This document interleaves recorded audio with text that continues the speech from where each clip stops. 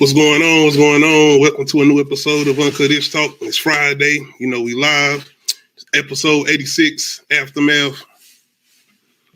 What's going on, Tony? You already know how we started, man. Though I got a little that Gucci in here. Shout out to the Stream Elements bot too. What's going on, the deal?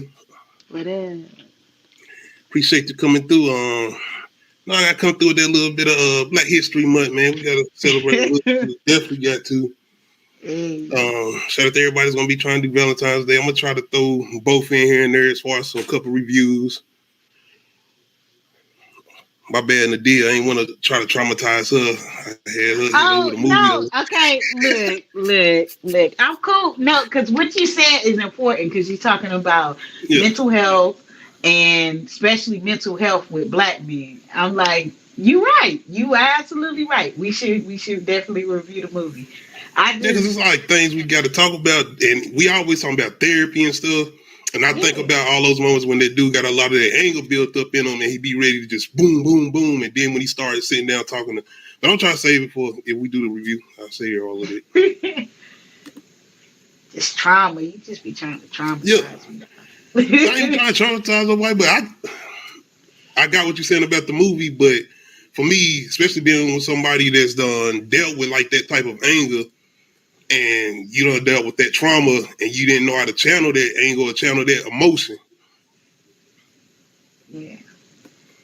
So yeah, that's something I definitely want to try to do. Fruitvale Station is the one. That's the one. Like, I can't do that one. I can't.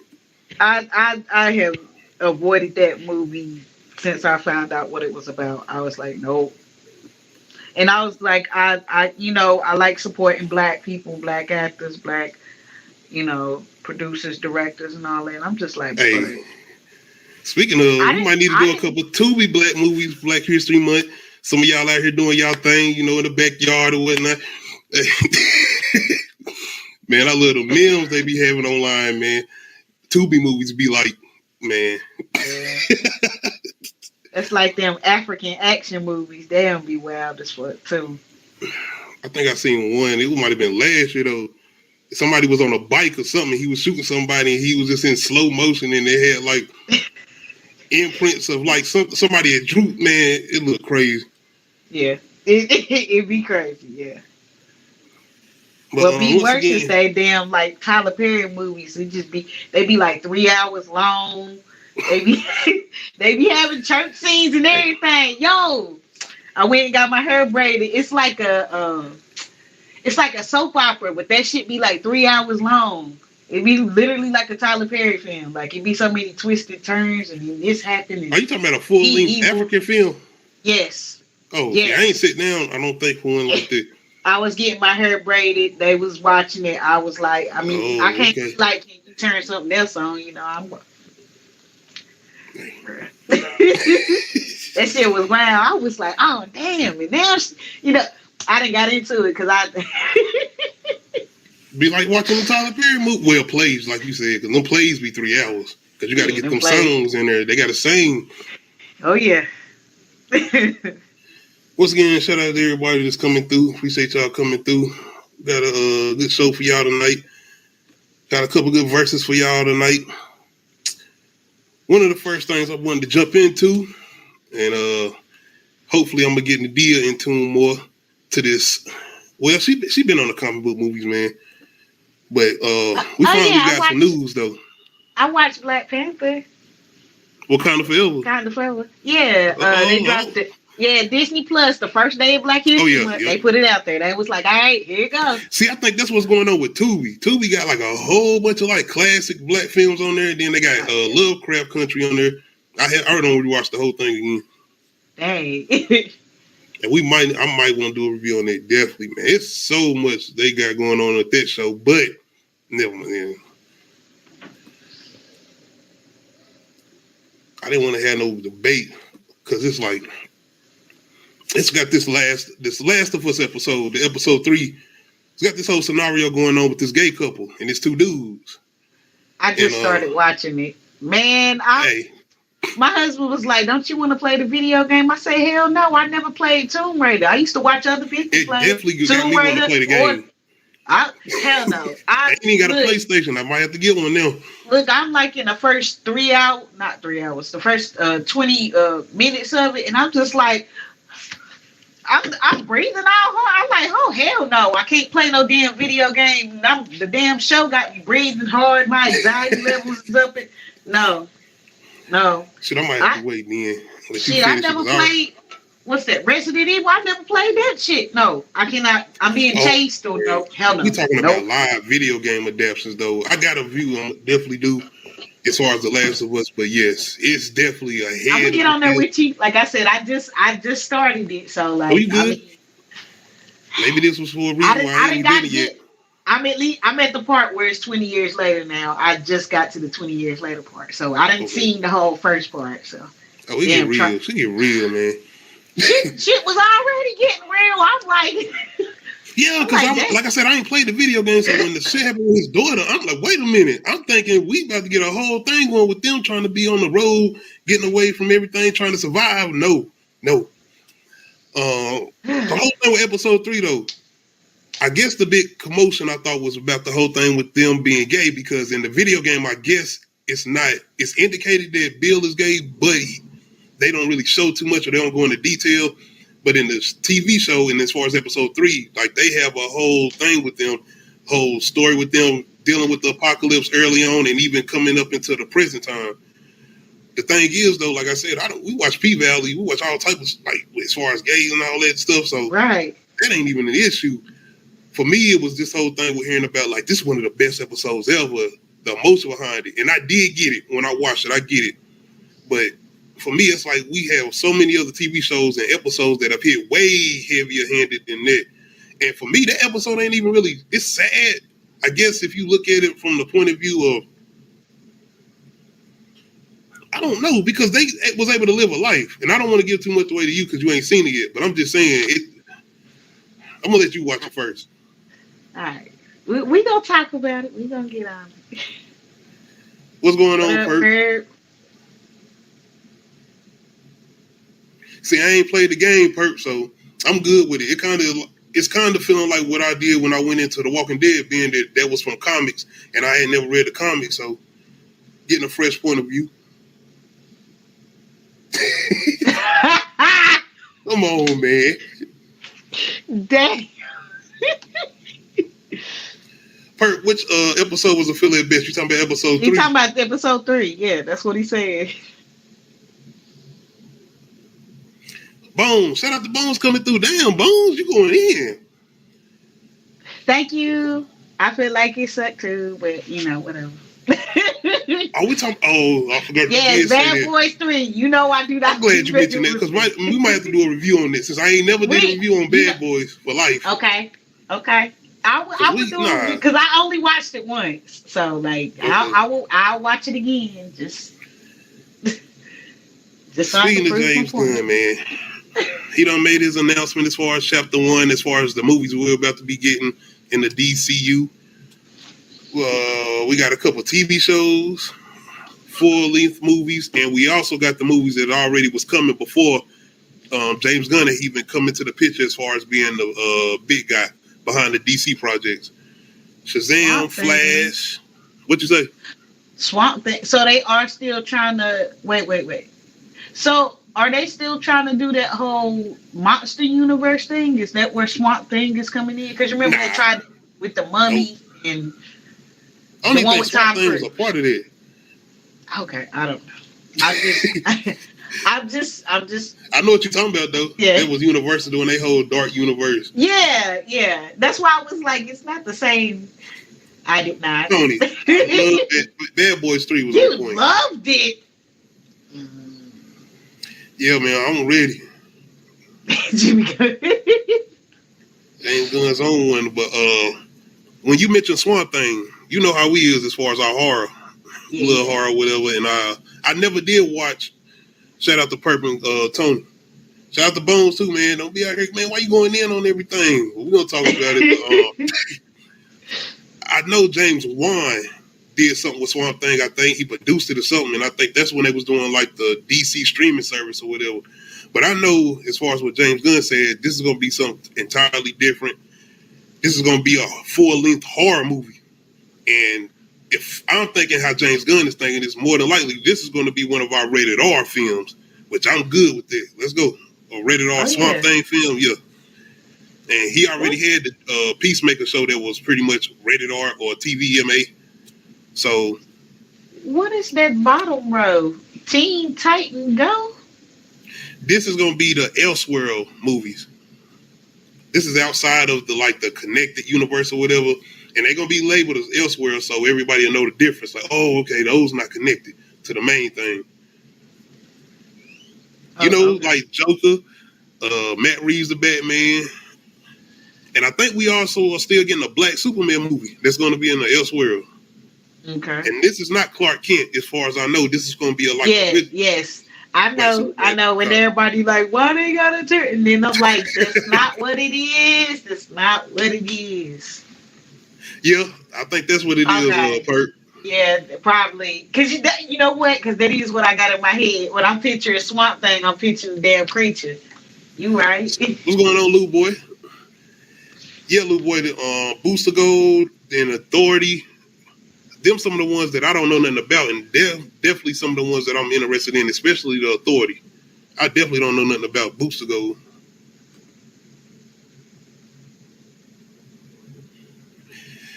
Yeah. I would like to see that, Perk. When I seen the Authority, it kind of reminded me of the Eternals with Marvel. I don't think that's the same thing, but it did kind of remind me of that because of him talking about this whole team of superheroes or whatever, trying to make the world in the way they feel like it should be. As far as the way I think that's what he was explaining about the Authority. So which Green Lantern are we getting? Because I know we're going to get both of them. And that's another interesting with a white thing. and a black one? Yeah, we getting Hellboy and John Stewart. Okay, because I'm about to say, I know it's different ones. The ring chooses different people. So I know that. And the way James Gunn talking about it, like this gonna be like a true detective type of story. Like they're gonna be like cops in outer space. Like think about Law and Order SUV in outer space. Like I'm with it though. I'm like, let's go. Like hell yeah. That might be actually one of the ones that's not rated R, but kind of like close to like being on the edge of that PG-13 rating. But this is gonna be a TV show too, by the way, as far as the Lanterns. Okay. But that sounds good. I watched the first season of True Detective. That was with Matthew McConaughey, I think, and that's like heavy. That's a good one. That's kind of like that mixture of The Wire and stuff like that. And like, think about, shout out to Perk. I seen when he said something about that. Like, think about getting The Wire in outer space. I'm with it, Perk. Yeah. Damn. And as far as the Batman, we are getting two different Batmans again. We still gonna have Robert Pattinson's Batman, but he gonna be in the Elseworld. But John, well, damn, I'm saying John. Perk, you about to get me confused talking about Jimmy Gunn. But James Gunn, he's doing his own Batman. But the interesting thing about this is we getting the Brave and the Bold, which is going to be based off Batman and his son Damian Wayne, which is Robin. I know we got a whole bunch of different Robins. I was confused too. Because I ain't never known shit about Damian Wayne. Shout out to everybody, Chillmongers, the K-Dots out here, everybody that's kind of familiar with the comic books. But I'm definitely not familiar with Bruce Wayne having a son called Damian Wayne. And he Robin. But I know what it is. I know it is different versions of Robin. I know that. Yeah, I was about to say, I knew it was different versions of Robin, but like, I didn't know. Wow. Yeah, so I'm like, okay. Some shit I would have never knew. See, that's to me is a good separation from what Matt Reeves is doing with his Batman. Yeah. Because this definitely got to be an older Batman. And one thing I noticed, and I know a lot of people were saying, was that we're going to kind of get a intro to the Bat family. You know, like Batgirl, probably Nightwing, Red Hood, a lot of other familiar characters within a Batman universe. Not what Matt Reeves is doing. And Matt Reeves got his own thing going on, similar to what Todd Phillips is doing with the Joker. And that's the Elseworld movies, as far as DC. I'm interested in everything, and I'm able to go along with everything without being confused. Hey, them animated movies be hitting hard, especially them Batman ones. I gotta get back on the animated stuff, man. I got to. Them graphic novels and shit, they be good too. that's definitely something I'm gonna get back in. I got a lot of comics that I done tried to start rereading, but now since y'all done brought up some of these, and James Gunn actually shared some comics that you can actually read to try to get you kind of familiar with some of the things that he about to introduce as far as this live universe. But I ain't really trying to read none of them. I want to be surprised. I just want to try to get back familiar or try to start reading some comics.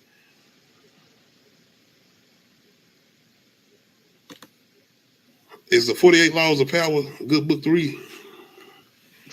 I've been thinking about reading that. I'm serious. I've definitely been thinking about reading it. Yeah, I heard that. I heard Damian Wayne like assassin. Like he be on some kill mode shit. Like he a badass little chap. Batman don't kill. What? That's what as far as what I think I heard, that's what it's supposed to be as far as Damian Wayne. I mean, shout you named him Damian. Shout out Tony, but yeah, speaking of Supergirl, we're gonna get a Supergirl movie too. And this is gonna be with Supergirl, I think, not even being on Earth. She's gonna be on a part of Krypton that's after Krypton blow up. It's gonna be a piece of Krypton that's still available, alive in space or whatever. Oh, okay. I think it's gonna be interesting though.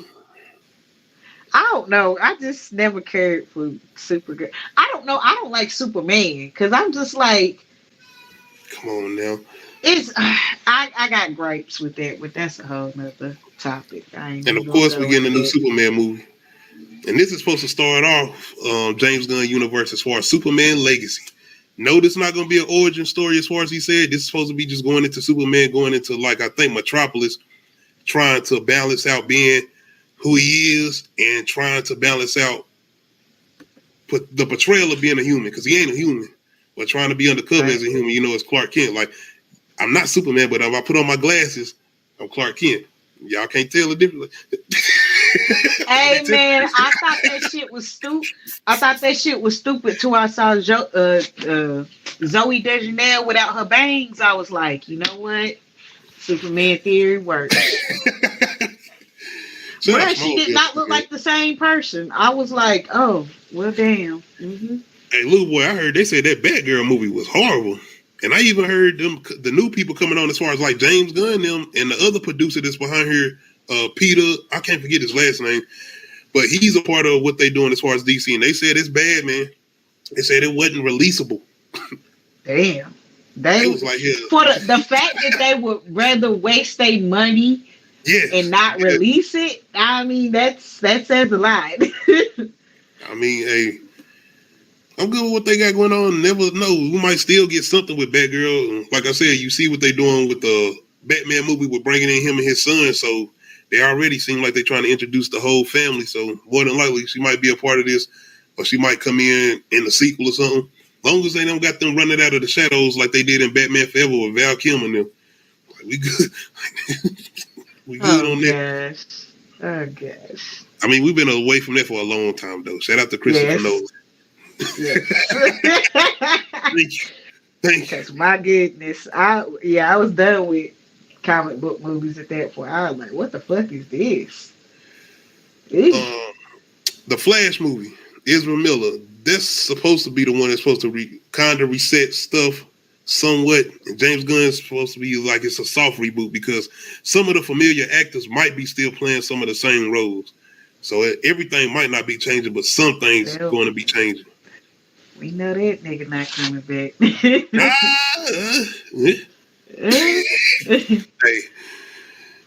they've been talking like, I don't know. He working on himself real hard. He getting himself together. Now, this was a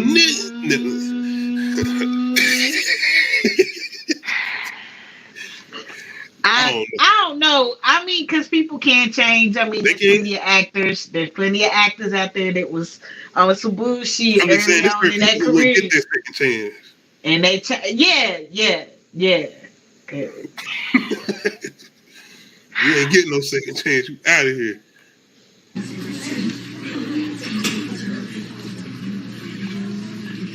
Why?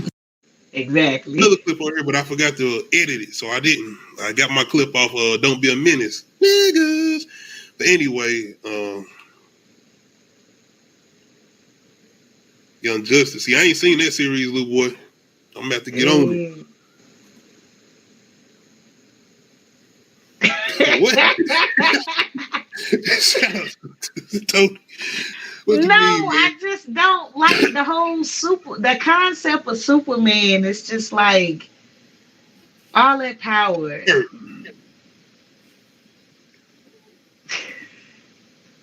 Hurt. Man, to be out here doing a whole program, and they'll make sure everybody know he's doing it. Not like they doing apology tour.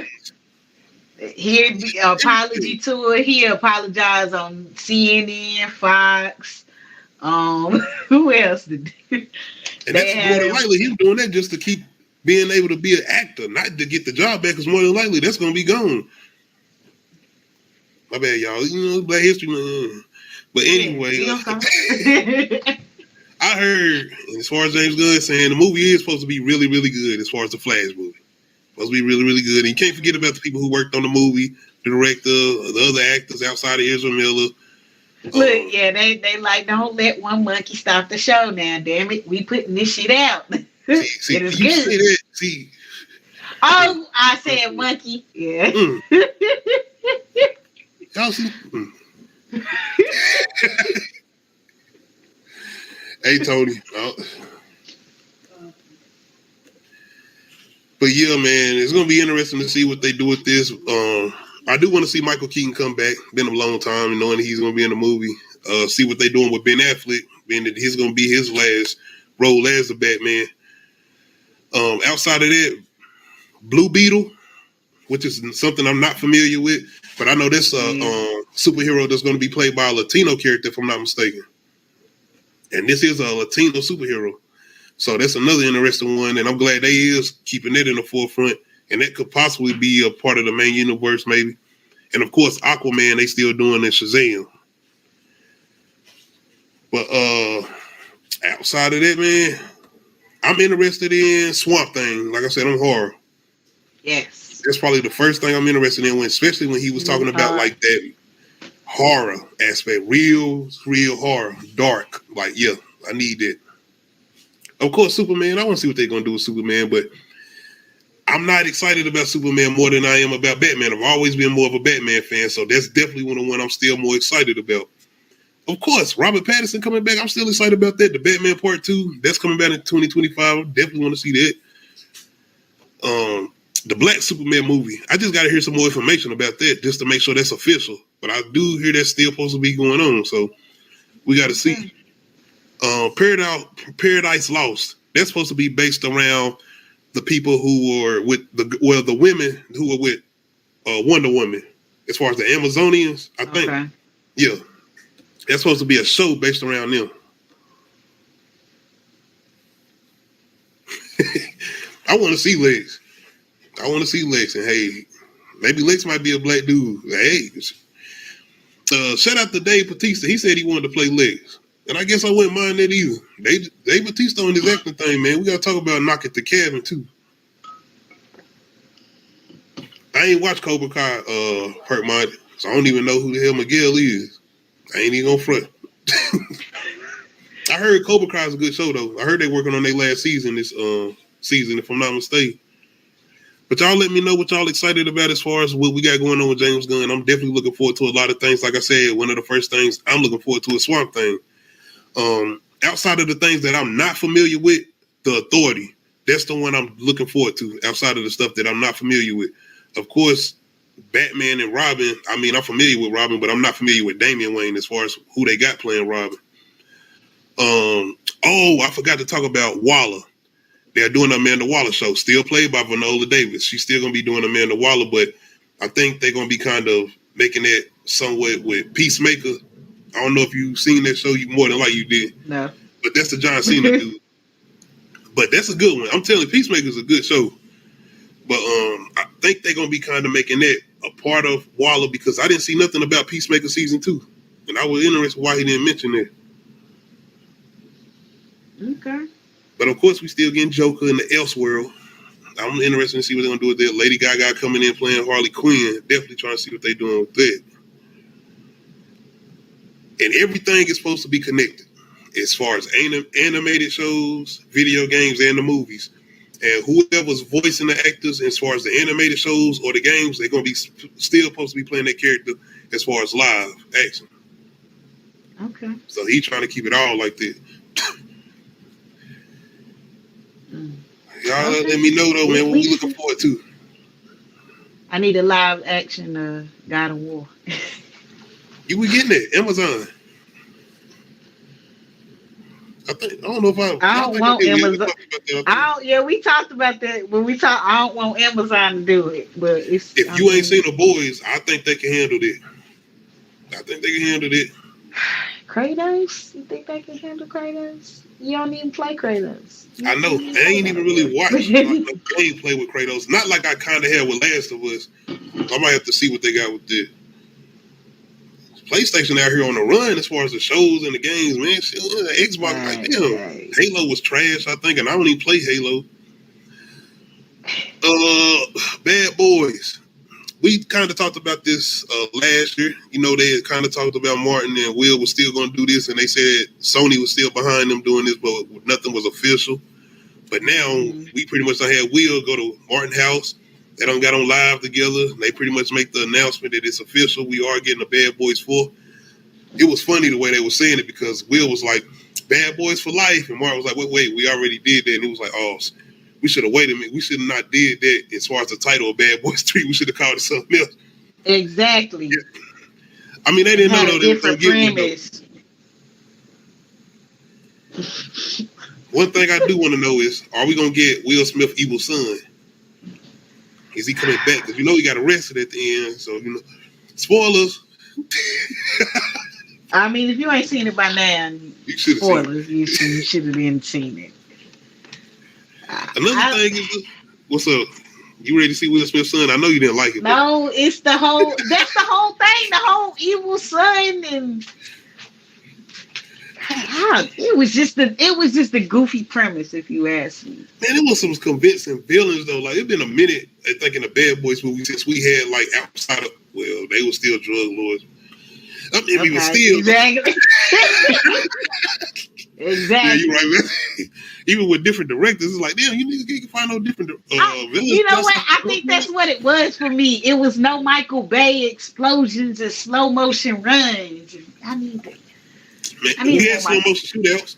You remember when Will? Will gotta run. We need the slow motion Will. Nah, we can't get that no more. They showing their age now. Nigga. You wanna go see Will run? Go watch Michael Bay. I just need Michael Bay. I don't know, Perk. I like too. I like the second one. The second one is my favorite. But the first one is definitely a classic, and I can't choose like which one is better than. But like the second one is just a great follow up. It was a great. He killed Max, man. Come on, now. He killed Max. I was hurting a little bit. They showed that little bit of emotion with Martin, and you know at that time that's when Martin was on. It was like, hold on, Martin got some acting range. Like, wait a minute. We already knew Will, like you know. Martin, hold on. But another thing I think, are we ready to see? Well, not we. I'm ready. I don't give a damn about that slap no more. Is everybody else ready to see Will Smith back on the big screen? Because you know with Emancipation, that wasn't really that was on the big screen, but people was like, I'll wait till it come on Apple. Because you know that was streaming exclusive for Apple. Yeah. For Bad Boys, does anybody care? That's what I mean, like, because no. It's more about the character at this point than it is Will. You get what I'm saying? Like we see Mike Lowry. We don't see no damn Will. That's Mike. You know. I don't think people are gonna care because they care more about the character than they care about. Everybody still want to be like Mike. A year ago. But yeah. I hope they come up with a better damn premise because the premise was stupid to me. The plot line was stupid. The plot, it was weak, man. Ain't nothing wrong with your opinion. It was a weak plot line. That's all I got to say. I ain't saying that it wasn't like, yes, they were good villains. It was just a weak plot line to come up with that. Like that? intimidating villains. You see this nigga do that beat down on a boat. They was trying to gang him as far as his son, and he took out about 5. I was like, what? This what we doing now? Oh yeah, I'm in this. This my first time. I'm like, let's go. This the villains we get. Then they took out the chief. They main guy has been with them since the first movie. Like, we got stakes at hand right now. Like, come on, Pert. I still was supposed to do that emancipation review. I never got to it, man. I was like, man. See what I'm saying, Tony? Yes. We had stakes at hand. Niggas get took out. Yes. What I feel, I don't know. Thank you. And now, see, they had me there, and then they just lost me with the rest of the shit. But yes, they had me, yeah. Me and Will Chief was at the basketball game, and you sit there just watching the movie, and out of nowhere he gets shot. I'm like, wait a minute, we halfway through the movie. It's one of the best ones. I knew they was gonna kill somebody. So like,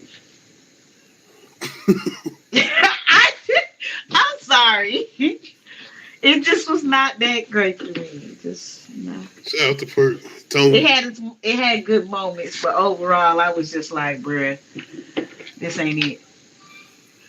So y'all let me know, man. Are we looking forward to a new Bad Boys movie? Of course I am. Of course Dia is. Being that she didn't like that last It's one. Michael Bay. It's Michael Bay. No, that's another thing. We getting the same directors from Bad Boys for Life. And by the way, Bad Boys for Life, and this was at the time that we was about to get into the pandemic when this came out, and this was one of the biggest movies coming out. So yeah, the same directors that did Bad Boys for Life are coming back. And y'all let me know, are these the same directors that were supposed to be doing the Batgirl movie? If I'm not mistaken, it was. But yeah, man, I'm definitely looking forward to this. I'm interested in what this title gonna be though, being that this is part 4. And they already called Bad Boys 3 Bad Boys for Life for year. Y'all let me know, what can they call this too, by the way, as far as Bad Boys 4. All right, we about to get in one of our first verses. And my bad if I got any lagging going on. My little signal will be popping up sometimes. Let me see. One of our first verses we got. I want to, I always like to jump into the hip hop a little bit. So we're going to do a producer versus Dr. Dre versus Puff Daddy. It's always kind of been a debate about who was better. You know, Puff Daddy said if they do a versus, he ain't trying to go against Jermaine Dupri. He's going to go against Dr. Dre.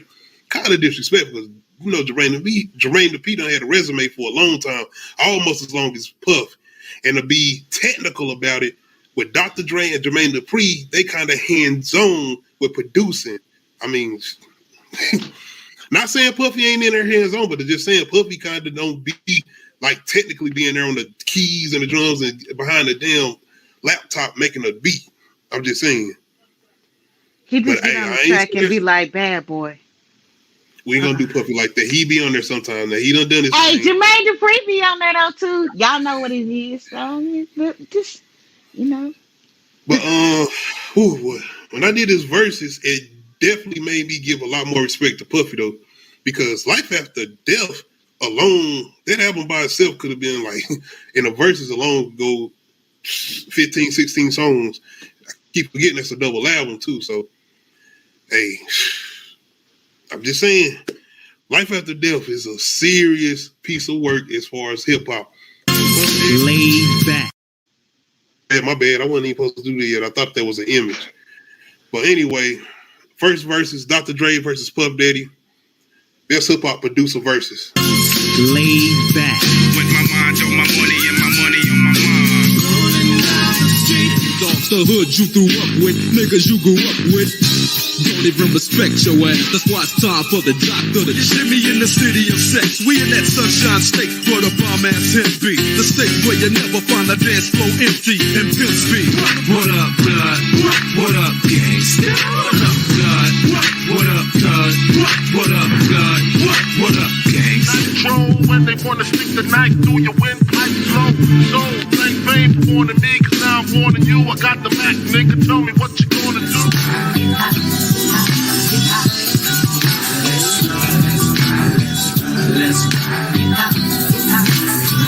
Every time I see your face, girl, you look so sexy.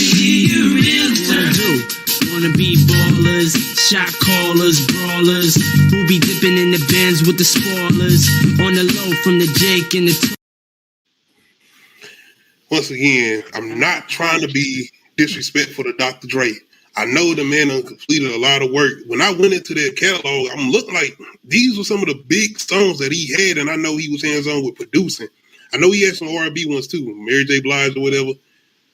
Damn, Puffy got a long catalog though that he's been hands-on.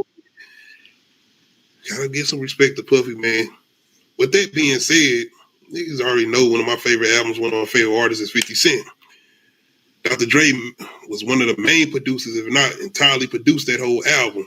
Still to this day, one of my favorite albums. And with all that being said, I gotta go with Puffy. I ain't even put Victory on here, man. I ain't putting no Dr. Dre 2001 on here either, but still, like, it's so many ones that I did not like from both of them, though.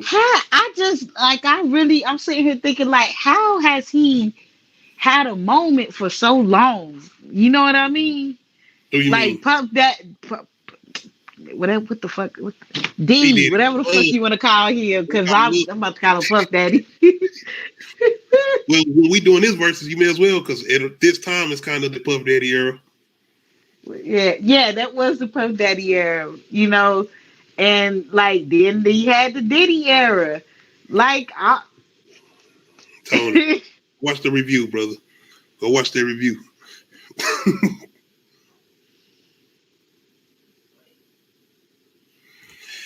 I don't know, little boy. Puffy got some more on here. And he's still out here kind of working with people and producing. I know he did something with Pusha T, Nipsey Hussle. Rest in peace to Nipsey. Victory Lap. He was on that. When we talk about Dre, legendary producer, but if you're talking about being able to still work, and I'm going to say be able to still resonate with the sound today, Puffy is still able to kind of do that now. I ain't really heard too much produced by Dr. Dre, you know what I'm saying, in recent times. See, when the last time I heard, I'm being honest. And it could be some things out here produced by Dre. Yeah, Lou boy. Yeah, it just depends on what type of vibe you're going for, because Dre's a totally different vibe. Yep. And I feel what he's saying. That's why I'm like, this is hard. Because it's like about Dre kind of being outdated. Was Dre sound kind of outdated? I don't know. Some is, some not. That's for a particular reason I didn't put no Eminem in this verse, because I was like, against Puffy, it's like, ugh. It's some songs I feel like he can do against Puffy, though. It's some. Like, I ain't even put, think about Craig Mack songs. Like, man, I ain't even put goddamn Flavor in Your Ear. But Dr. Dre, Eazy-E and WA, you know, I ain't putting none of them on here. He got some joints with Nate Dogg. Yeah. Still some ones with 50 ain't put on here. I forget Rich or Die Trying, but it's still like, it's so many R&B joints looking Puffy. Puffy, man. Once again, I gotta go with Puffy. Yeah.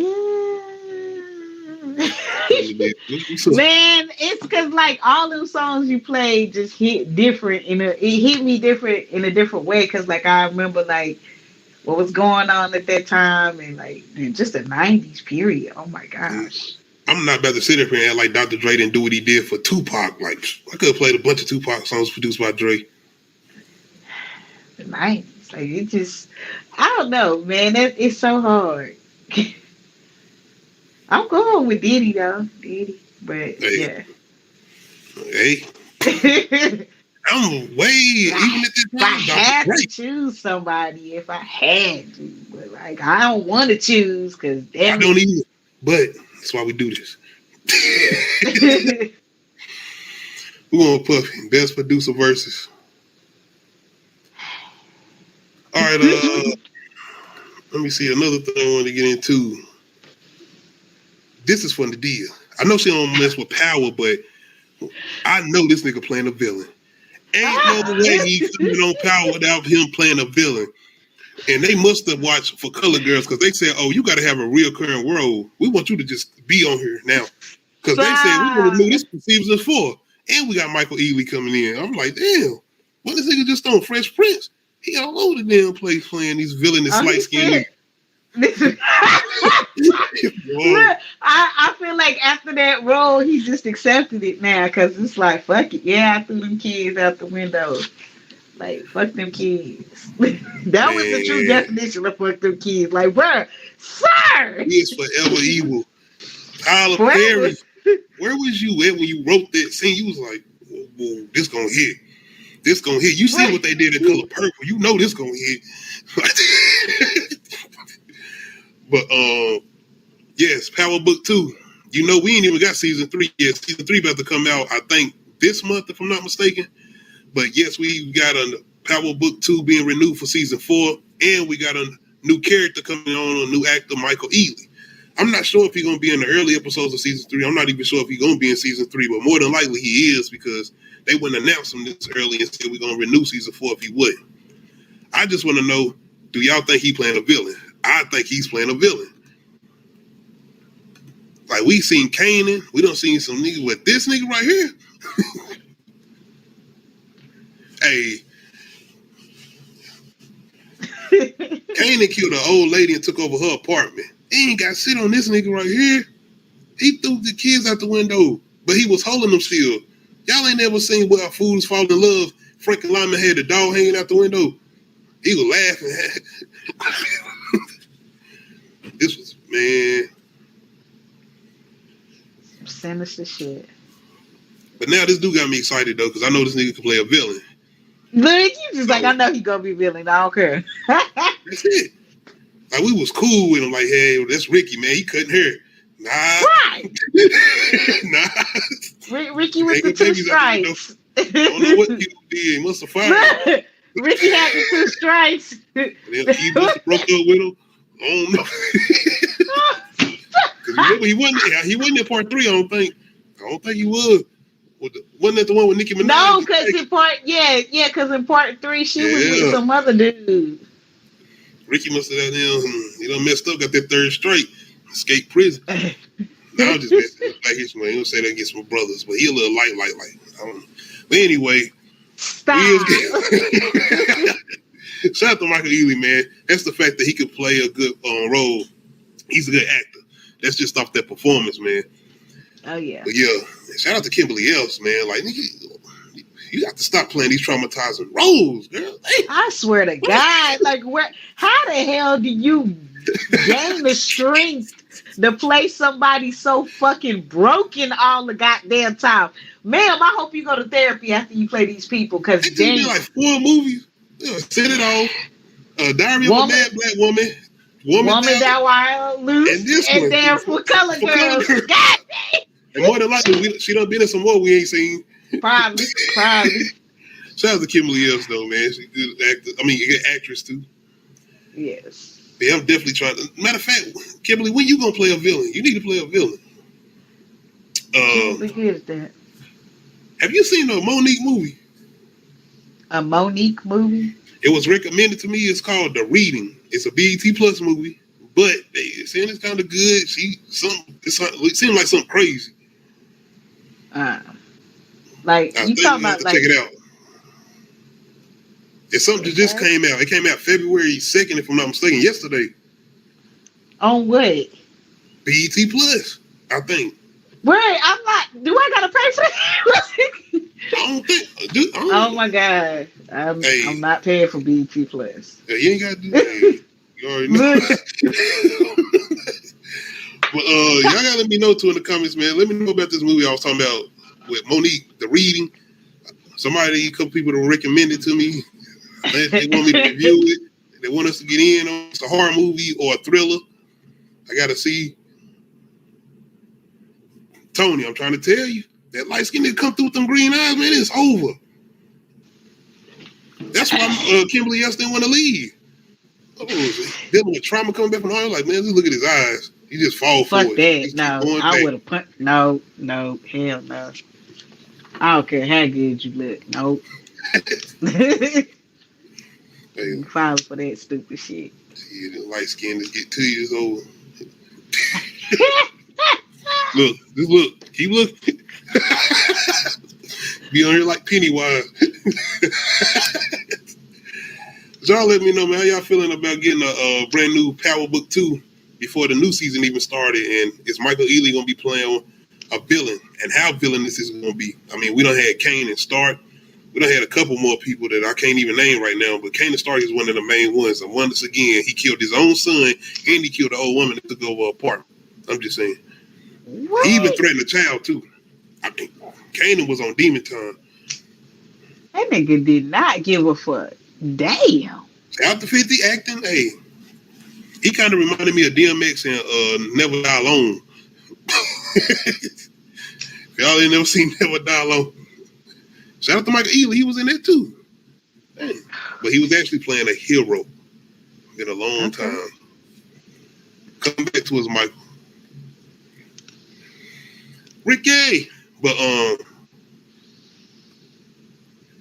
another thing I wanted to jump into, Michael B. Jordan, Creed. He basically saying we're going to get more Creeds. We already got a Creed 4 that's happening. Creed 3 ain't even came out yet. And I think we're going to get some spin-offs. How long is too long? It depends on the story, and it depends on how good the story is, because these last two been decent. And this and that last one we about to get with Kane the Conqueror, a.k.a. Jonathan Majors, I'm interested in seeing what they can do with it. Another thing he said that it's going to be based off Japanese anime as far as its fighting styles. I'm like, okay, what the are we going to have like anime that... I know he watch anime, so like, I don't know. I'm just interested in how that technique going to look, though, if y'all doing like that. I mean, if y'all going to do that, let's move over to UFC, MMA. Let's go kickboxing. I think that'll take the franchise somewhere different if you tried to go there. They're going to be doing Naruto running. Man, I forgot my man's name on that kickboxer with Van Damme kicking that damn wall. But being that we already talking about a Creed 4, this pretty much tells me that Michael B. Jordan got a lot of confidence behind Creed 3, and you know he is directing it. This is going to be his directorial debut. Okay. So I'm trying to see what we can get with this. I don't know what they're going to do with spinoffs, though. Yes. Facts, little boy. Oh, man, they ain't have to do my man Wallace like that. They ain't have to do Wallace like that, little boy. We supposed to be homeboys, brothers. We was homeboys, man. Dang. Y'all need to check out. I forgot what I did that on, but I had a top 5 that I got him on when I did that with. But, yeah. Story-wise, I'm with the deal. Where can we go with this next? I mean, it's only so much you can do with boxer versus boxer stories. It just depends on how far where they can go with this. I mean, that's what I'm saying. I know they talk about his family life and shit like that, and his daughter and this girl and shit, but like, I mean, we're gonna have 3 movies with that now. That's all. Yeah, exactly. It's like, okay, so where we finna go after this? I mean, but even outside of the story, what's up with the boxing? Like, what are we gonna do with the boxing album? How many times can we watch 2 people box in a movie? As far as have you ever seen Undisputed? Yes, love them all. Love them all. So yeah, I see an argument. Okay, Boinker. I watch all of them. One of my favorite. It's lots of boxing. But see, that's MMA. They able to go a little wild on it. But I am interested to see what Michael B. Jordan going to do with this new one he got coming out as far as Creed 3, to see his kind of directorial kind of skills. I mean, I forgot to see who was writing it. But as far as Creed 4, depending on where this goes as far as Creed 3, that's where my interest is going to come from, because I'm not interested right now until after I see Creed 3 to see where that story goes.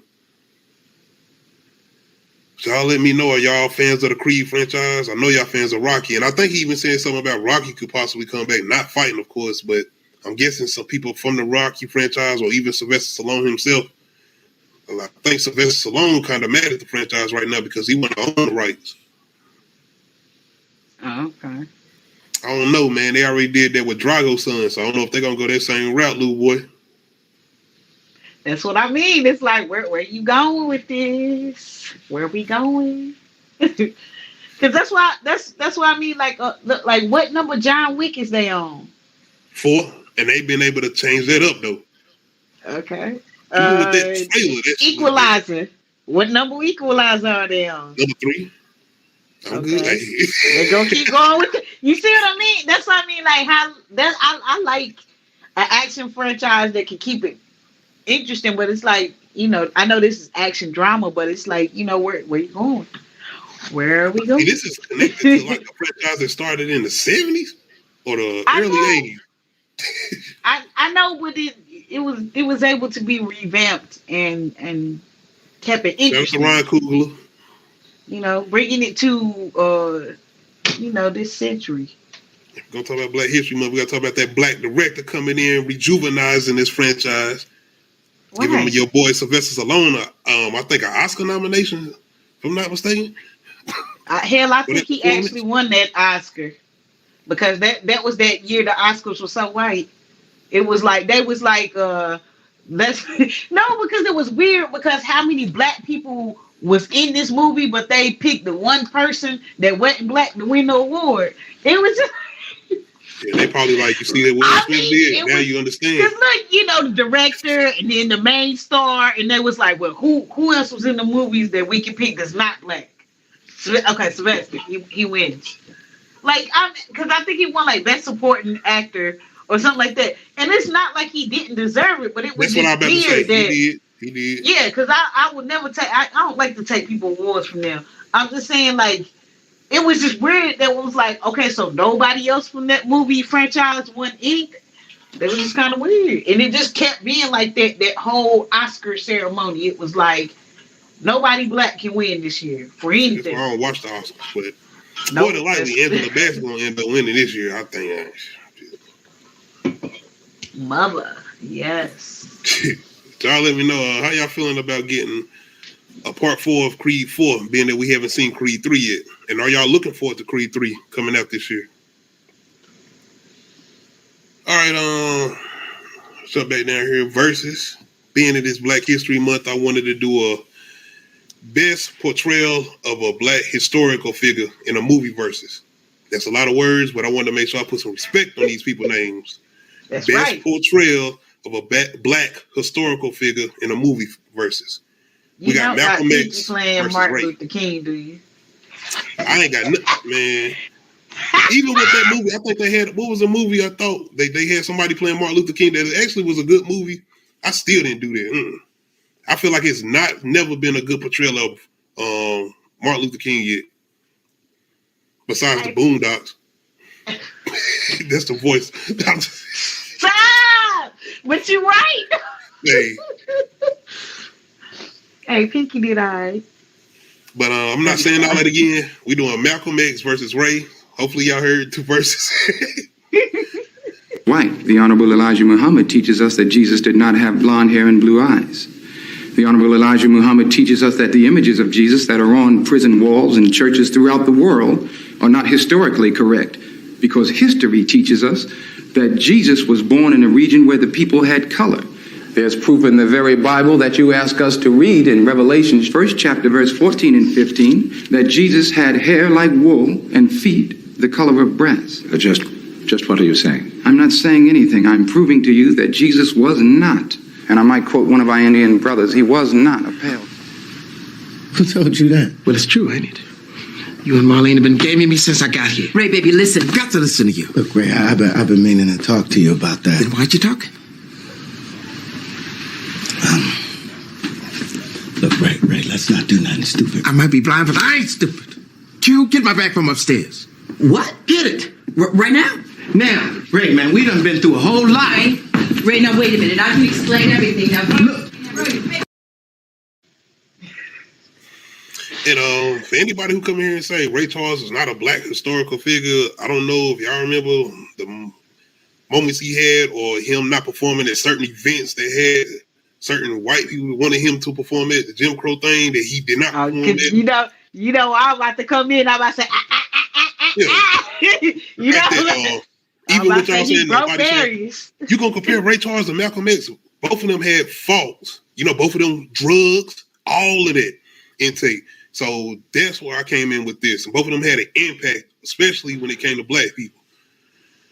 So when it came to these movies too, and these portrayals, and shout out to the length of these movies.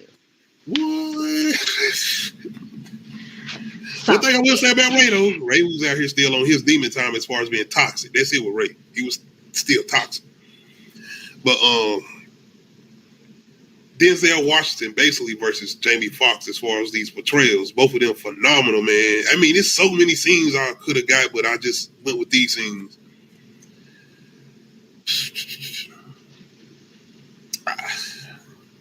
Maybe it's the scene for me.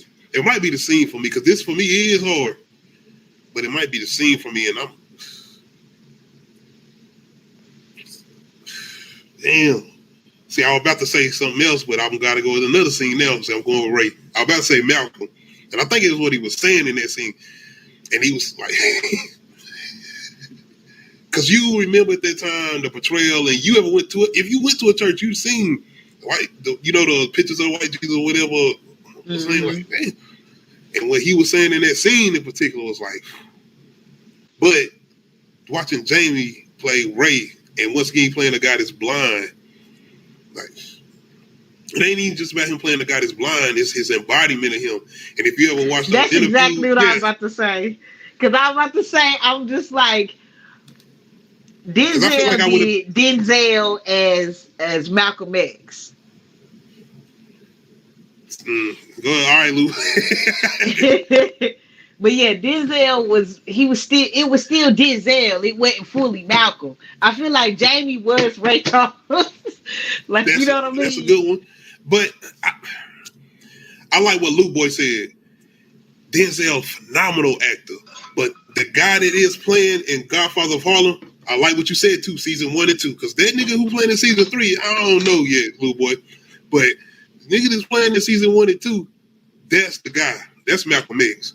He played that role. Shout out to Lou Boy. Godfather of Harlem. If y'all ain't seen Godfather of Harlem, definitely check it out. That's Forrest Whitaker portraying Bumpy Johnson. Damn. I ain't what? Look, now what's that on? It's on MGM Plus now. It used to be called Epics. Yeah. I had to check this because Whoopi Goldberg is in this new season. I'm like, well, yeah. I know that sounds interesting. Forrest Whitaker, you know. Yeah, because he's playing the main gangster. You did? Was you on the verses when I did that verses? When I had the dude, he called the dude come over here, Big Dick Bubba, and he had my man on the chair. Yeah, that's the show. Yeah. See? Yeah. Shit. Damn. Y'all going stupid on that. What's the name too? Nah, Lou Boy, it used to be Epics. It's called MGM Plus now. You go looking for Epics, it might not be here no more. What's the name of the show? Godfather of Harlem. Godfather, okay. I'm going. I have not done no reviews on it yet either. So if you ever get on it, we might do something on it. It's a good show. Oh shit! They're saying it's on Hulu. It is. That's where I was watching it at, matter of fact. That's where I'm watching it at. I don't know why. I'm about to say, please don't let it be on no damn extension pack. Because you know they be tripping. They be like, oh, no. You got to get this extension pack for $4.99 more. No. Man. Like, stop nickel and diming me. Y'all got so many different shows that's on different streaming services. Then you got the one show that's supposed to be on this one streaming service. And that's what a lot of these networks are doing. They taking their rights back from these shows and they putting them on their main service. So, oh yeah, when Disney found out that Disney was like, wait, what? We give us all our shit back. I was Netflix like, no. And as soon as Disney did that, I was like, everybody about to follow suit. Watch, and then HBO started taking shit. It's more than cable now. Like, if you paying for all this shit, you paying more than you had cable now. Hell yeah, you paying for all these streaming services. Crazy. You paying just as much. Ain't no way. But yeah, I'm going with Jamie. Got to. We gotta go with Ray, man. Shout out to Denzel, though. If you ain't never seen Malcolm X, he played that role. And that movie long. Malcolm X long. Like Spike Lee said, nigga, I'm making this all the way from the point of what he went through in his early stages, all the way to the point of his assassination. Rest in peace of Malcolm X, by the way, and Ray Charles.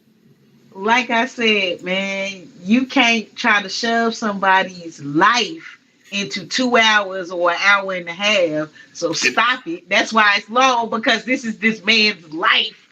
That movie, we ain't gonna gloss over that shit. If you watch the movie, you don't feel long, especially if it's your first viewing.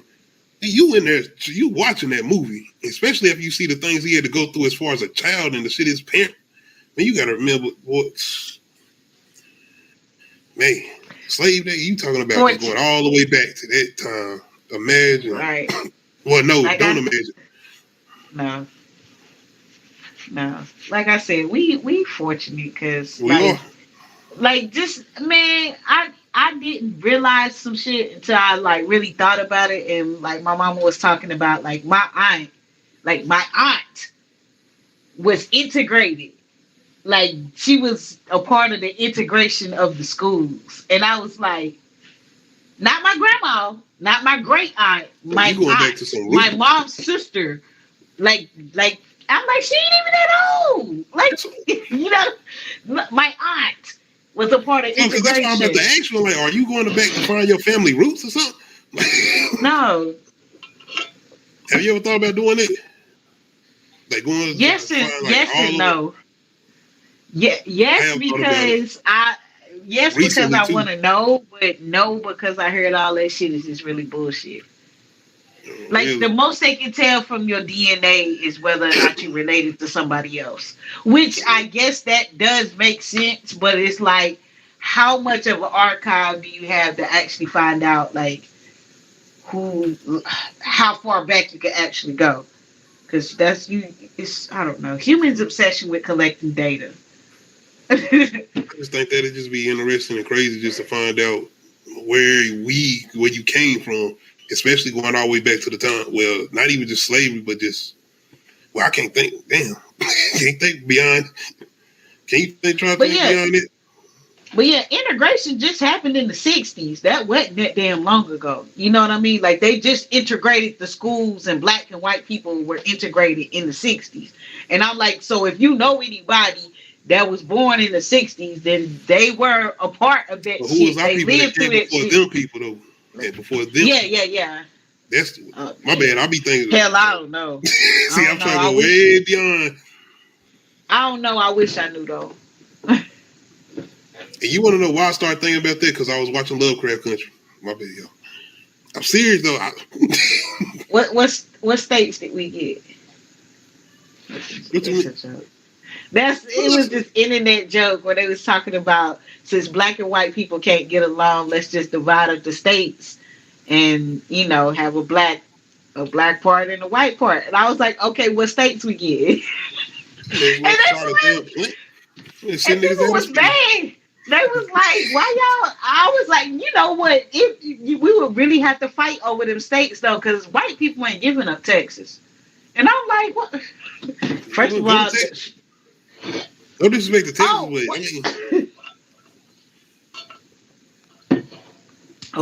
yeah. We live in North Carolina. We know. Like I said, I'm about to do something with Lovecraft Country, man. I wouldn't mind even watching it again. I don't care. But damn, what was we talking about?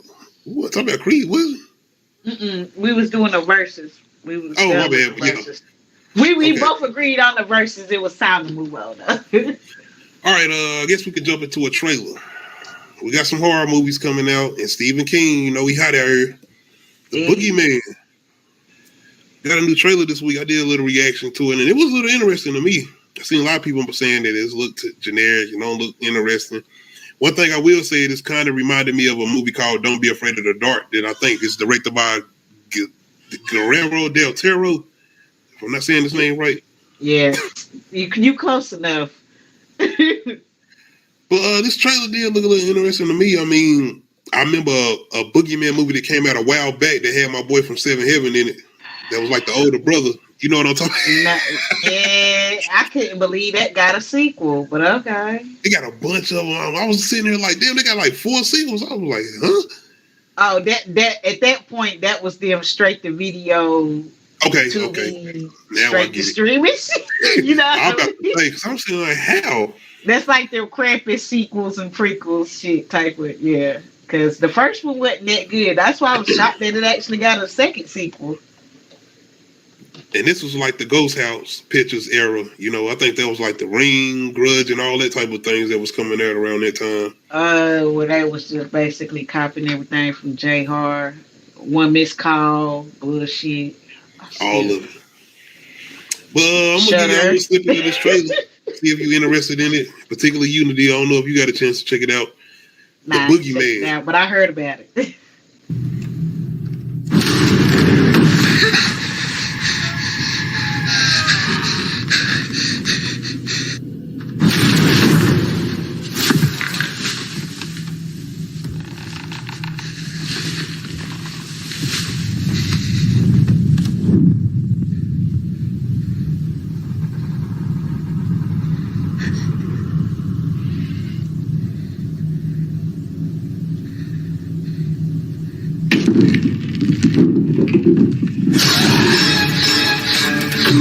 It's been around forever.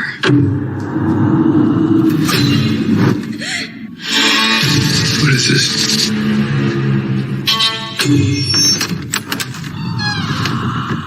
It's the thing that comes for your kids when you're not paying attention.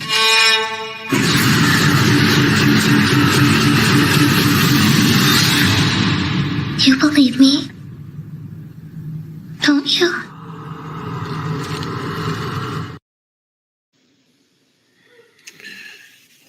I didn't even know Stephen King had a Boogeyman book or story, honestly. How we feel about this trailer, though? I want to know how you feel about it. I'm confused. I mean, I am, but I'm not because it's I'm confused because it's like it does feel kind of generic. I feel you, Tony. I feel you. Yeah, it did. And that's what surprised me is like, why does it fit? It should. This is Stephen King. What in the generic bullshit is this? Like, I'm gonna watch it, but like, if anybody has ever seen "Don't Be Afraid of the Dark," it looks like those creatures, the little small creatures that was coming from out of the whatever they was coming out of. That's what the thing looked like to me. And I know they're trying to kind of keep it undercover right now. Maybe they're trying to wait till the movie come out, but I mean, it looked like it got a couple good little moments, little scary moments here. I don't know. To me, right now, Scream and Evil Dead is the ones that look like the horror films right now, as far as the trailers we have seen so far. Yeah. They do look a little generic. Y'all be putting me down a little bit. I don't be trying to be. I be trying to get you something. I mean, something. Tony and Nadia and them coming in here like, yeah. It do. I mean, because it has all the generic like horror tropes and shit. Like it's just like I am too, Tony. This, okay, blah. It's like where are you going with this boogeyman? Is this just like the like it's a monster under your bed? You get what I'm saying? Like that's why I was surprised. Like, so why are you bringing this up now? Like this ain't been done. I think one thing that's really bad about the film too is this: if this is your child, they are immediately running in your room, or they're not looking under the bed. You see some shit that's crawled, the door closet open, and it look like something that went under your floor. I know my kids, they getting up and they saying, oh, hell no. You hear noise, you're going to hear a bunch of commotion. Exactly. Nah. And then I see that shit, I'll be like, come get in the bed with me. Like, yo, I go watch scary movies. I go lay on the floor in my mom's room. I'm making a pallet. I'm going to lay on the floor. I wasn't supposed to be watching it. I'm going to lay on the floor. But yeah, Boogeyman, might have to wait till the movie come out to actually give it a chance to see if it's better than a trailer. That's what I will say, but it does not look interesting. What is this? What is this gonna be on? Please, because this look like a streaming movie. It's coming to theaters, but see, that's wait a minute. That's the interesting thing, I think. I think this was the one that might have got a screening if they was like, oh, this need to go to theaters. This don't need to go to streaming. So we might need to wait. Once again, think about movies like Smile and stuff that maybe you like, oh, I don't know. Yeah, are you right? Because Smile did have a very generic premise, but it was done so well. It was done so well. I can't remember if I did a reaction. I think I did, but I know we looked at that trailer and it looked generic. It like, man, Smile, oh, this looks like the same old shit. Because I remember, didn't we say like Wish Upon or something like a movie it looked like? They looked like it was based on. But even with this, I might have to give it a chance first. Y'all let me know how y'all feeling about the Boogeyman trailer based off of Stephen King adaptation. I mean, yeah, so that might be the whole, thing about it is, oh, it looks generic, but then when you watch it, that's why I think that's what I'm just like. Keep the creature kind of behind the scenes, because maybe this not even a full form of this creature. This might be something else going on.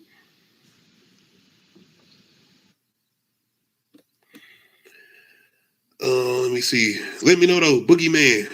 Y'all plan on going to check this out in the theaters? And no, it's not coming to streaming services. They say this shit is worth the watch at theaters. We need that bread. All right. Stephen King. Michael Jackson. We talked about this, I think, 1 episode or 2 episodes ago as far as Michael Jackson getting a biopic. Now we got the person that's going to be playing Michael Jackson. It's going to be his nephew. I honestly had never really seen like his family. I do too.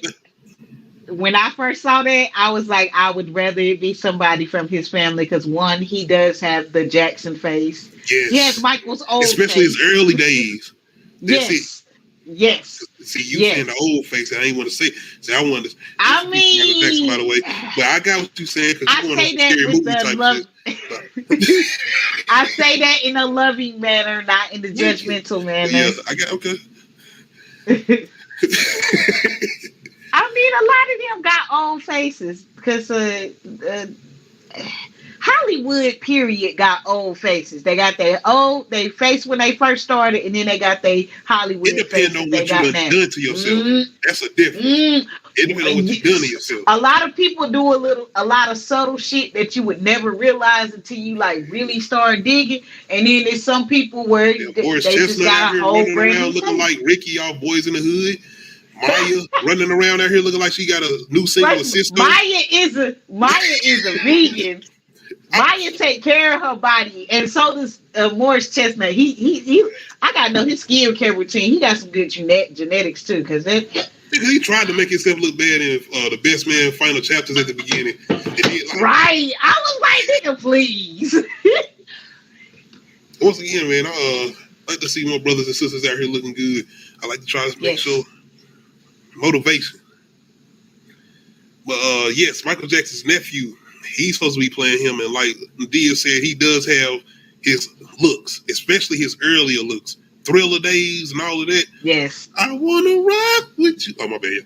But can he move like Mike though? Can he sound like Mike? See, we got time for that. And I think they showed the image seeming like he was kind of been in that mode of practicing. Though he probably already was doing stuff based on his uncle. More than likely, But one thing that's interesting is... So is this LaToya's child? Because that's who it is, right? Hold on. This might be Jermaine's. His nephew. Okay. I think this might be Jermaine's. Because he actually looks like Jermaine. If you ever seen Jermaine Jackson. Yeah, he do. Like I was just asking because, one, they all siblings and they all had the same parents, so their children gonna look very similar.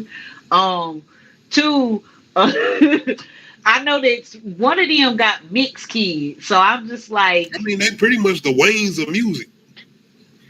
Yeah. Everybody had their own star that stand out. And when I say that, I mean they were compliments. It's 2 successful families.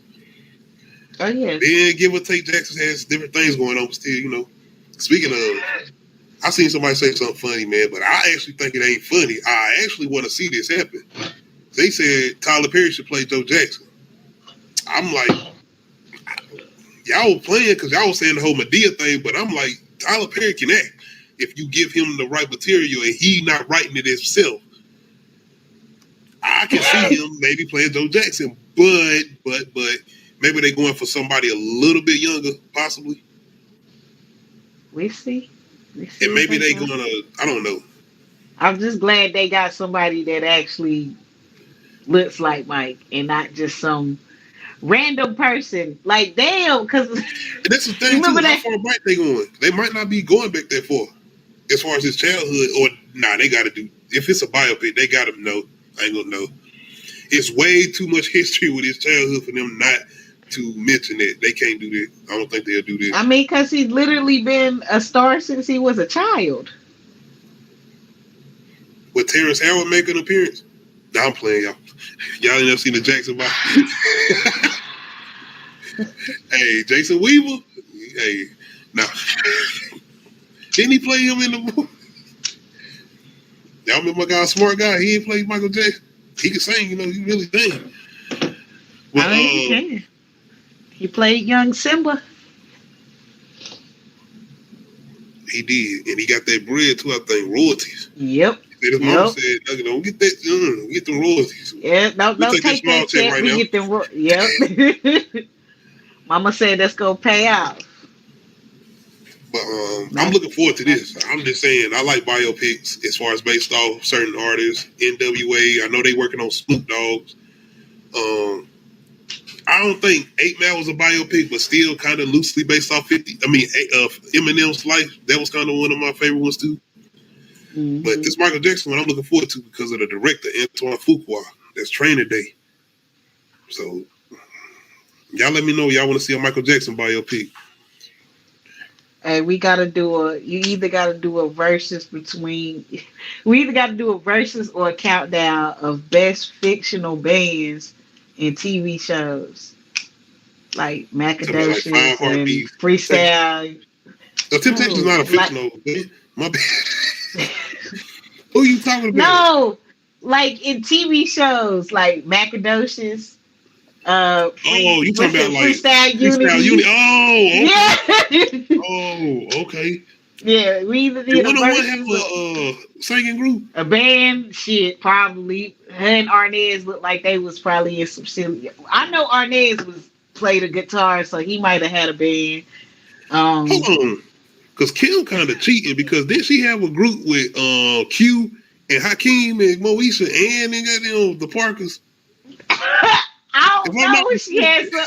I don't know if she had one in Moesha, but I know she had one in the Parkers. She was if I'm not mistaken, she was singing and Q and Hakeem was rapping.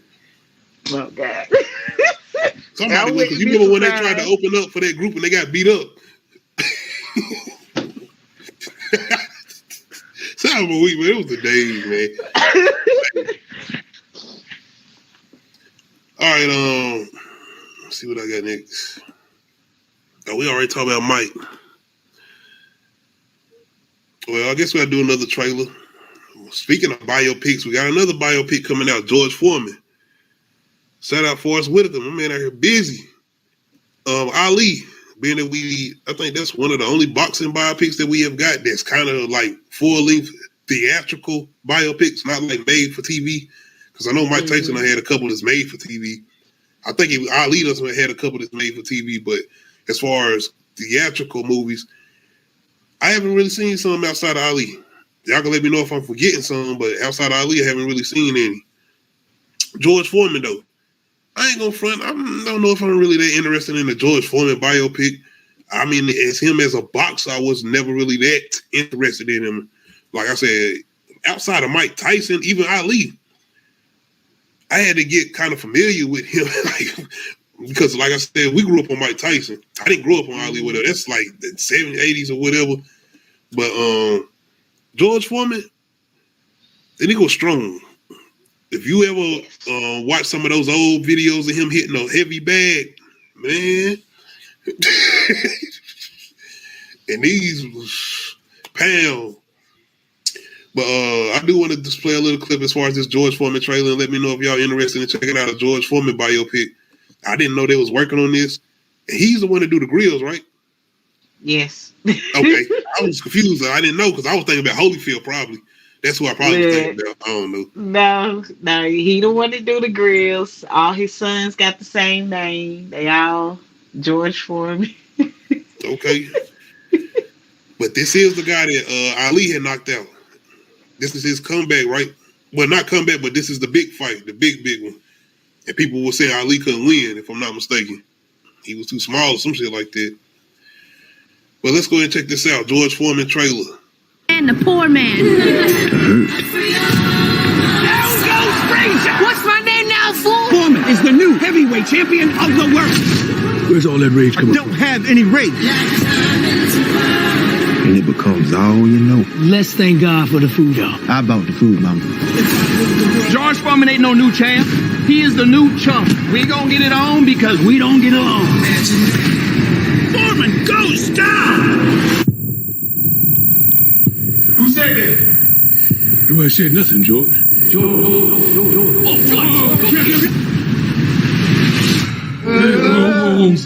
Your heart stopped. We thought he was dead. I was. I'm done. I'm not going to box anymore. Do you know what you're walking away from, son? I want to spread the word. He's 26 and unstoppable. How can you beat that man? Foreman is considered an old man in this young man's game. Just now. I ain't gonna front, man. Man, once again, that's what I was saying when I watched this trailer. See, everything I was saying before this was beforehand of watching this trailer. I have watched the trailer. I didn't do a reaction to it or anything, but once again, I wasn't interested in watching a George Foreman biopic or whatever. But when I watched this trailer, I was like, shit, I want to see this. Not saying I'm going to the theater to see it, but I do want to watch the movie. I actually will watch that. I will sit down and watch this. Yeah, it looked like an alright movie. I mean, like I said, I don't think anybody was asking for this, but I ain't mad that it exists. We ain't mad at this. Yeah, Lou boy, I think they're gonna touch on that, being that he came back at such a older age. 40? 40? That man was hitting. I didn't got that scene in here, but it's a scene in here where he hitting a heavy bag and he knocked that shit off the chain. But they were just showing you just how hard he was hitting. But if you ever seen Ali, they were kind of showing him when he was hitting that bag as far as the movie with Will in it. And I'm glad they actually gonna touch on that as far as him getting knocked out from Ali. Because kind of look like the movie is kind of gonna be more focused on that, him get after that knockout. Yeah. I actually like the part too. I don't know if they're gonna touch on it, but I wonder if they're gonna touch on the whole thing with the boxers and what they go through as far as the stakes they go through. Well, not the stakes, but the whole thing with trauma, well, not trauma, but the head injuries and all of that, being that his heart had stopped when he got knocked out or whatever. Yeah, man. Because you see everything that Ali went through. Yeah, because he was in rough shape when, during the latter years of his life. Mm-hmm. He kind of makes you think about, not think about, but kind of in a similar vein of the NFL thing, when they the hits or whatever and the concussions. So I wonder if they're going to touch on that in this movie, because I don't know if they really touched on that too much in Ali. I don't even think they did at all, if I'm not mistaken. But I think it was because they did it in the format of his story and where they went, because I think it stopped right when he did what he did in Africa, if I'm not mistaken. Because all this stuff started happening after that.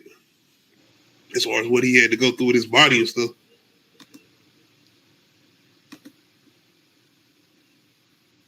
See, that's even older. Boy. That's even more impressive. Yeah, I'm about to say, damn. Well, yeah, man. Hey. And I know people be like, that's not old, and it's really, it's not, but like, first of all. It's when you doing that type of sport, that's old. Yes. That's old. Yes, your body. That's old for that type of sport. That's not old to be doing, period. It's just for that type of sport and at that level. And then you fighting people younger than you. And bruh.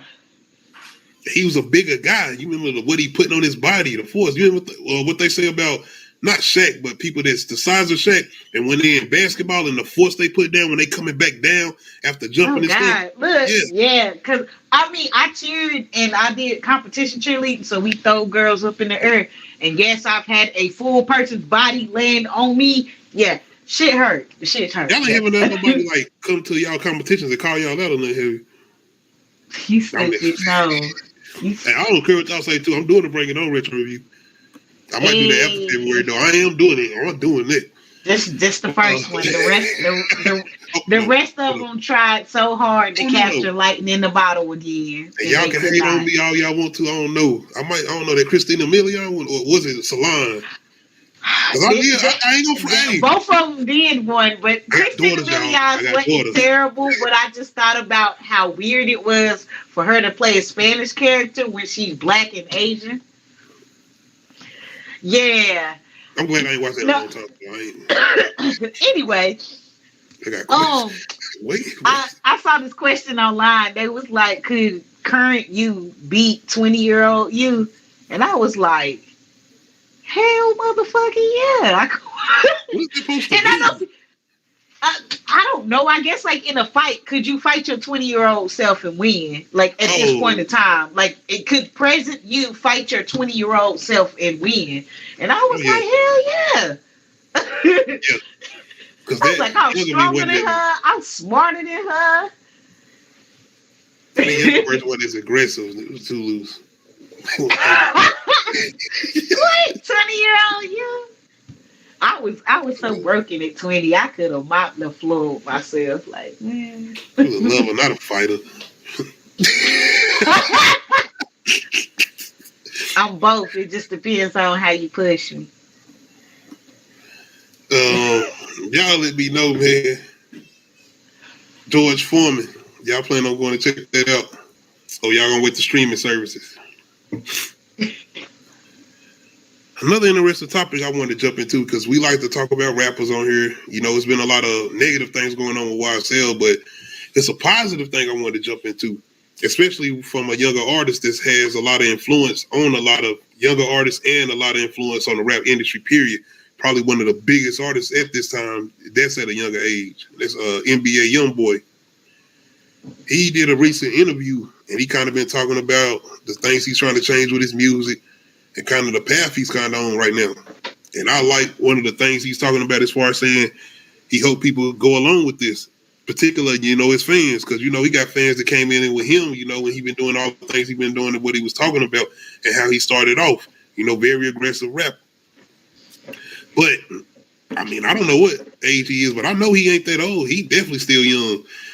And the fact that you see the influence that he has and the fact that he's trying to talk the way he's trying to talk as far as trying to change his ways, with not only that, change his music and the influence it has on younger ears and even the younger artists that might be coming up, or the up and coming rap artists that might be coming in.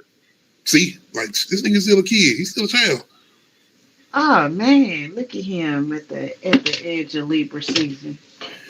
But I'm gonna play a little clip from this interview, because it's a lot of things he get into, but it's one of the things as far as the traumas he's gone through. You know, he's put in a group home when his grandmother died, and the things he talk about he went through in that. And I don't got that in this clip, but I seen what they said he had said, and that was interesting. Because like I said, man, it's seriously, you don't never imagine you would go through. And you only can imagine what this dude got 10 kids. I mean, yeah. I'm sorry. I didn't Google this man's age, and then it was like, this nigga got 10 kids. What? Once again, at 23? You gonna imagine as far I'm as, sorry. especially, I'm just saying, as far as, especially with where he at right now, and that's all I'm about to say. He needs to get his shit together. And what they could become as far as where he at. Like, you could talk about NBA, NFL, rap. I mean, they could be doing all type of things. And that's one thing, like I said, I'm impressed by, because there's a lot of people out, man. People out here got one kid that don't know how to take care of them. Let alone multiple. That is true. That is true. Won't do nothing for one. So shout out NBA YoungBoy. I'm gonna play this little clip, because even with that, him being a father and the things he's went through, and the fact that he's trying to change his way so they don't have to go through those experiences. Look at the shit I spoke about. Look at the shit I put in these people's ears. Man, I feel very wrong about a lot of things. How many lives I actually am responsible for when it comes to my music? How many kids and people have gotten in a car or put this shit in their ears and actually hurt someone? And now I'm sitting back like, damn, I can't do it all in one day, but I promise to clean whatever I can clean. but it's gonna turn on me, I guess. I'm terrified of people. I am very scared of people.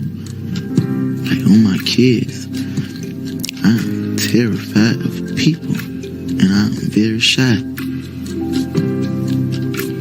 But I never know why once I walk on the stage, I could get it done and leave. First of all, that jacket go hard. I like that. Oh yeah. Second of all, what the fuck, sir? You instead of doing the interview, I'm gonna need him to go to therapy, please. He might be already doing therapy. I hope so, and I think that's what it is. One of the reasons why he's able to do this. That's all I'm about to say, because some of this sound like a lot of self-realization, which is what therapy is for. It's just for realizing things about yourself and fixing those things. Realizing why you do the things you do, why you respond the way you do. That's all therapy is. I don't know why people are so fucking scared of that. And without doing that, you're not going to grow as a person, and you're going to stay stagnant. So, like, I'm glad to see the growth, especially with him being a father of 10. It ain't my business how many baby mamas he got. I just, at 23, boy, I wish I would have had this revelation at 23. Oh my God. Like that's this, crazy. Like that's, I'm loving this at 23. This type of revelation. Like, I'm trying to go back and think what I was doing at 23. Cause like, I know what I was doing at 23. I don't even, that's a real talk thing. It wasn't nothing bad. It was just, I was just listening to a lot of people and trying to be grown. You are grown, but like, it's a lot of learning you got to do. A lot of learning and growing up that you got to do before you start making life-changing decisions at that age. You know what I mean? And it's not even just you, it's the people around you too. And the people you could be affecting as far as the decisions you're making and what you're doing. But this actually makes me kind of want to go listen to not only just newer music he's going to be doing, but even older music. I know all the stuff he was talking about and what he was doing, but I'm just saying, man, seeing the trauma that you could tell that he's been through, saying the whole thing with being scared. You can hear the hurt in his voice. And it's like, shit. That's some heavy shit. And it's just like, I'm glad he's having this epiphany at this age, because like the older you get, the harder it is to change your ways. Being honest, I like what you said about the therapy thing too, because I think when you say people are scared, I think it's that whole thing with being vulnerable to people. Yes, because it's hard, because you need to have a safe space and to feel safe and to feel like you can trust this person that they're not judging you, which that's what a therapist is supposed to do. It's not supposed to be judgment. It's more of like, it's more like an analyzation of like, okay, so this happened with this person and it made you feel this way. So now when this happens, you respond in this way because of this. That's all therapists are trying to do, is put together the puzzle pieces, which some people can do that themselves, but that takes a lot of self-reflection and not being afraid to admit that I do this and I'm wrong for doing this, and I do this because of this. And you know what I mean? Like, yes, a lot of people can't do that because they don't know how, they don't want to look at themselves in a negative light, but then some people go overboard and they only see the negative and they don't see good shit that they're doing. And it's like, go ahead. I think that's why people should be vulnerable with, a stranger as far as a therapist, because you might feel like a family member or somebody that know you're going to be more judgmental than somebody who don't know you. Most likely they will. Mm-hmm. I'm just being honest. Most likely they will. Absolutely.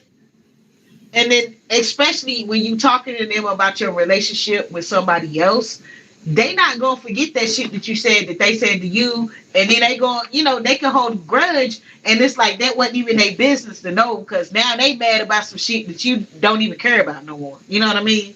That's why you don't go eat and run your family. You gotta have somebody outside of that, because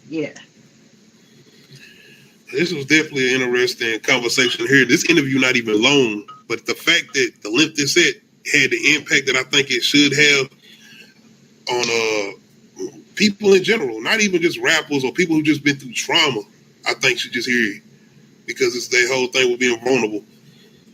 You got somebody who has millions of dollars, who has everything he could probably have that he ever wanted, but you can see that don't matter. He still got something he's going through. None of that is going to be able to heal what he's going through, and you can see it. So, yeah, I'm interested to hear where his music goes from here. Yes, if he even continues to do music, because he might step out for a little bit, which while you're healing, honestly, you do need to step away from shit for a little bit during your healing process. Healing. My man on house arrest, so I don't think he's. I mean, oh yeah, well maybe that's why he having this. Because I'm trying to tell you, isolation. When you isolate yourself and you really have to look at yourself and look deep down inside yourself, you gonna get some reflection. You gonna get some epiphanies. Some, absolutely. Yeah. I want to call it that. I don't even want to say that now. I ain't going to say that. The only thing I will say as far as like it's a reference, it's something that I think a lot of prisons are trying to get rid of solitary confinement. As far as the whole thing with being locked in with yourself with just you for 23 hours a day. And I don't think you want to do that in that vein, but I'm just saying. As far as the isolation part. Prison just need reform, period, because prison doesn't reform, it just contains. And then it makes better criminals. That is a good word, contains. Yeah, that's all it is. It's containing and housing, because what are you actually doing to reform these people? What are you doing to them to help them psychologically? Because some of them are like... Little boy. Some of them do... Some of them are really mentally ill and they need to just be reprogrammed. And I don't mean like, that's a hard look. That wasn't a good word to use, but you know what I mean. On the outside looking in, we'll be like, nah, he need to be punished to the farthest extent, but sometimes people need to be in the hospital as far as like get their mind right. They don't need to be in there. I ain't bringing that nigga up no more. I'm not doing it, but I'm just saying. I wasn't even gonna bring out anybody in particular, but yeah, it's a lot of people that yes, they do need to be in prison, but they also need help mentally because just the imprisonment isn't gonna help them with their psychotic urges. And when we bringing up the prison thing, I'm talking about the whole isolation thing. This ain't got shit to do with NBA YoungBoy. But shout out to NBA YoungBoy and his whole thing, what he doing with his resurgence. In this interview, man, I feel like this interview could help a lot of people, honestly. Yeah. Especially if you're a fan of him. I hope he stick to it. And I mean, yeah, let's not continue to poison the youth. I'm down for that. He is the youth, by the way. We got to make sure we put him. He is the youth. Yeah, so he speaks for the youth. And I know a lot of young men that listen to him. So let's be more positive, because I mean, young men out here need better guidance than the shit that they're listening to. Guess what? You know who else could take notes from him doing this? Older rappers who still be on Demon Time. I'm just who still out. Stop, because I still like my coca bars from Pusha. I mean, but no, I'm not talking about like that. I'm talking about the be beef and all that. Pusha do what you do. No, we need that. No. I need to tell that. All that. No. Exactly. But I listened to that Lil Yachty album. I am actually gonna listen to it again. I listened to it all the way through, and it went like there's been some albums you told me to listen to, and it was a struggle, or like some like new music shit, and it was a struggle for me to finish these albums where I'm just like, bruh. Are you talking about something like some new music Friday? Yeah, like stuff like that. No. It wasn't shit that you recommended. It was just shit that came out. And it was like, let me listen to it so I can have an opinion on it. And it was like a struggle to listen to music Friday. Versus like Lil Yachty shit. I was like, sir, because I didn't know what we was gonna get with the next song and the next song. I was like, And it stayed like that. The actually good. entire album is like that. Yeah, it's cohesive, but at the same time, you don't know where he's gonna take you. First of all, it's definitely some drugs was in the mix of this, because some psychedelics was definitely in the mix of this, because that is some the vibes that you get from this is so chill, man. But then also like he on his whole emo rap, because he is really like, if you listen to the lyrics, he's talking about some shit. He's talking about his emotions. He's talking about his peers in the industry, not like in particularly pointing anybody out, but just like how his experience in the industry. Because how long has he been in the industry now? At least a good 7. You know.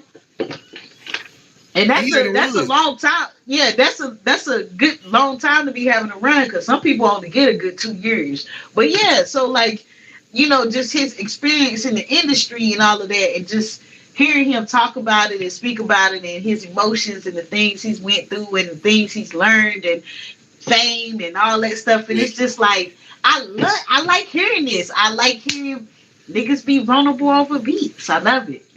Like I said, I didn't expect this, so I'm sitting here. I wasn't expecting this either. I'm just listening. I couldn't stop. I'm just going to the next one. I'm like, hold on, I got to listen to this all the way through. Let me go.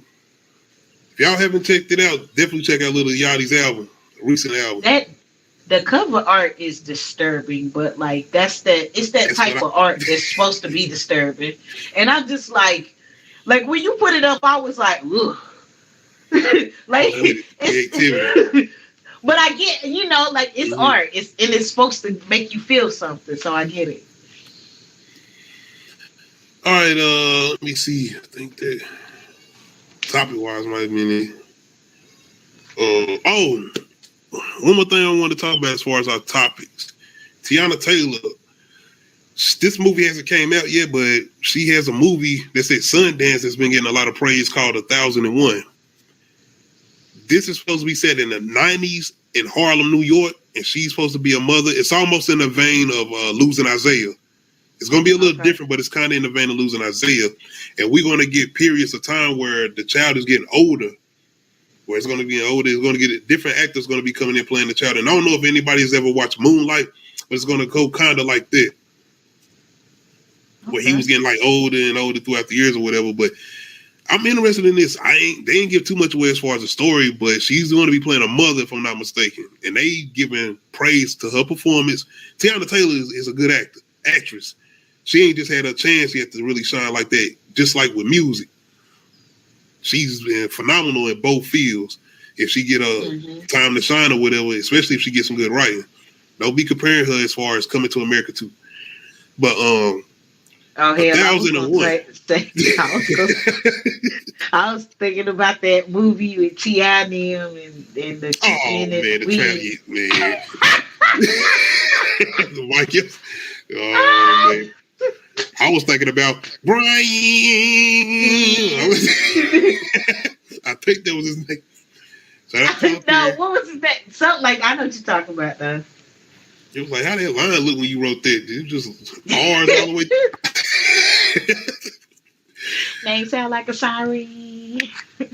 But outside of this Teyana Taylor in this movie, I'm going to be interested in this director, depending on how this turns out, because I got to watch the movie first. I mean, it could be getting praise or whatever, but as far as my opinion, that's all I'm saying. Usually when stuff get praised at Sundance, it's worth the watch. Yeah, like Sundance, that's the film festival. Like they don't just be blowing. They don't just be blowing smoke up people's ass. That shit be good. It was good acting, Lou boy. It was good acting. They had a good scene in there where my boy was getting bullied and he came back in there with that chair with that nigga with the dreads. All right. But yeah, I want to see this because I've been waiting for Teyana Taylor to get this type of role because I don't listen to her interviews and you can hear her kind of talk about the fact that she haven't really been able to get those type of chances, whether it's music or acting. In particular, though, I think it's been more music that she really been trying to get her, chance to shine.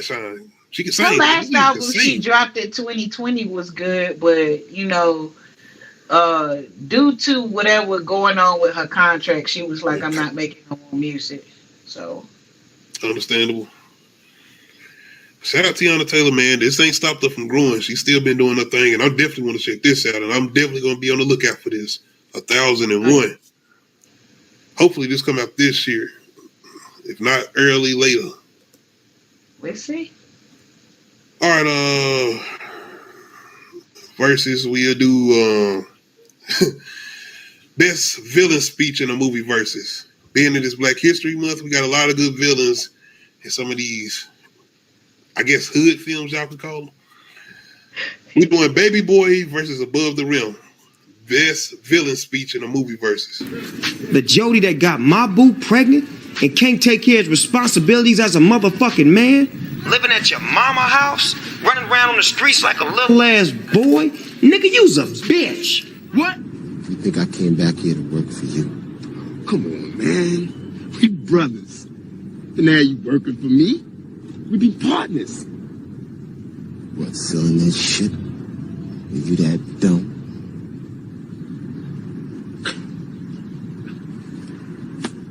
Fuck you think you talking to, man? This ain't nutso. This ain't that dope head on the roof taking orders from you. This ain't your same little brother following behind you trying to go outside. You ain't the motherfucking man no more. I'm the one. Shit has changed. It's a new day, bruh. You can't clean up your act. Suggest you raise the fuck up. Get the hell out of Dodge. Or get caught up. Tupac was always good at giving their damn speech. Yeah, because I was thinking about the Juice one. Nah, where he called him crazy. Look, I was starting to think that I did Juice already. I think I did Juice already. Look, I even think I got a clip I on don't know here. if you already did that one, but still, that's a classic one. I am crazy. But you know what else? I don't give a fuck.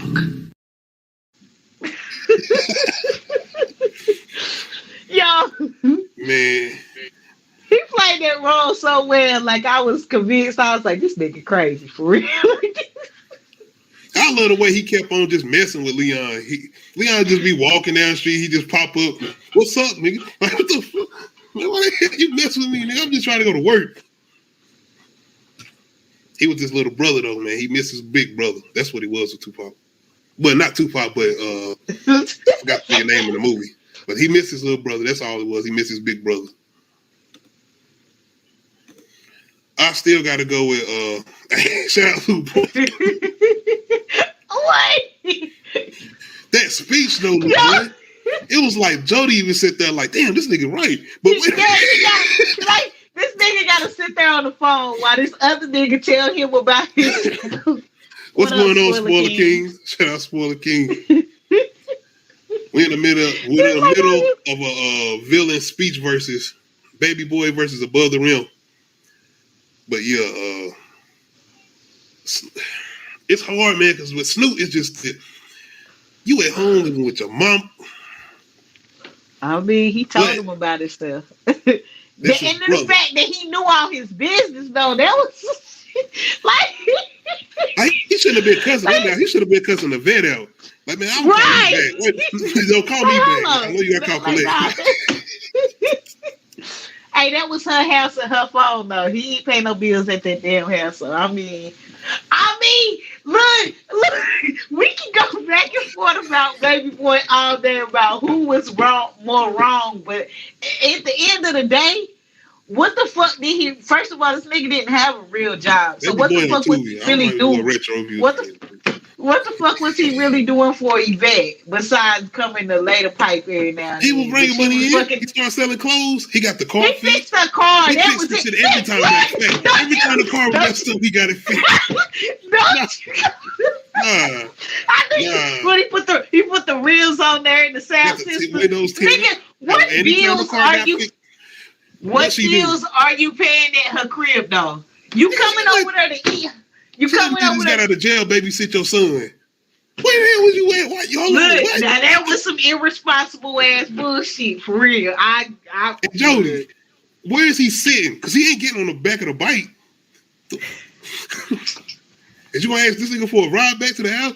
I know we don't like How each old other. was You want to give us a Jody? rock? Look, I got questions. How old was Jody? What the fuck? We gonna do Baby Boy Metro review. We got Baby Boy Retro review before February over. I got y'all, man. See, instead of Antoine, we're gonna do Baby Boy. See, we don't want to be trauma. We can laugh. We got Baby Boy for y'all, man. All right. By the way, I'm going with Baby Boy. I like Tupac, but I'm going with Baby Boy. I'm going with Snoop. Oh, I'm going with Snoop too, because he was locked up talking shit. And he was behind bars. Ran around the streets like a little boy. You see the emphasis he put on that? Like he felt the spit from the phone. Y'all ain't never seen a Nightmare on Elm Street when Freddie had his tongue come through the phone. That was Snoop. Oh God. I was about to say that had to be one of them damn sequels where they was just getting silly. Oh no, I think that was the first one. Oh shit! I always thought that Freddie was a little silly. I like though. The way Jody looked at it bit though. Like you told us. I get it though. She needed somebody to vent to. That's all it was. Because Jody was. Shout out to Pac though, because it's like you was basically talking shit to this nigga because you said I bought my mama the super duplex floor. She thought you was coming back, but it's all right. I made that happen. But anyway, you want to come work with us? Like nigga, no, you were just talking shit. Basically said I left y'all, and you did. Anyway, I gotta go with Snoop still though. I know Tupac killed this. He did. Of course. I'm the one. He's always killing. You see the fact that he kind of was standing toe to toe with Leon, and Leon was on his knees. Not shout out to Tupac. Rest in peace, Tupac. Leon tall nigga, man. You know this nigga tall. He ain't on the list. He ain't even been playing. But anyway. Look. I mean, it's a lot of short dudes out here. Lil Wayne is short. And Lil Wayne is like impact. So boom. Lil Wayne is short. Yo. I used to thought I was tall. I ain't that tall. When niggas playing basketball, I was like, oh, so if I play, I'll be a point guard. How tall are you? 6. You said that like that meant nothing. Every dude under 6 foot was just like, nigga, shut the fuck up. Like, man, me sound like I'm on Don't Be a Menace. Come on, Pops, you know you got to be 18 to go. Oh man, look, I'm only 6 foot. That's it. Shut up. All right, man. We're gonna go into our last verses. It's our last one. Who did you pick? I forgot. You ain't even say who you picked. No, I picked Snoop. I picked Snoop too. Shout out to Lil Boy. Lil Boy said he going with Tupac. Hey, like I said, he come through with them speeches. He don't be playing. I got 2 more, but I'm gonna only do one of these, man. I think I can do them fast. I ain't like I gotta be super long talking about best escape. Craziest escape in a movie versus. I got Saul versus Shane Sharp Redemption. Craziest escape in a movie versus. What are you doing?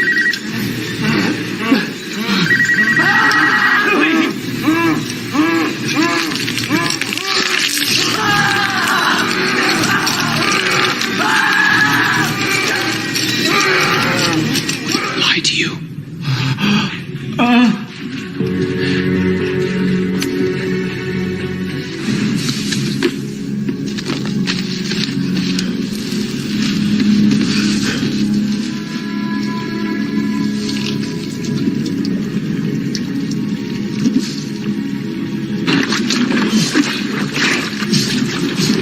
Andy crawled to freedom through 500 yards of shit-smelling foulness I can't even imagine. Or maybe I just yards. That's the length of 5 football fields. Just shy of half a mile.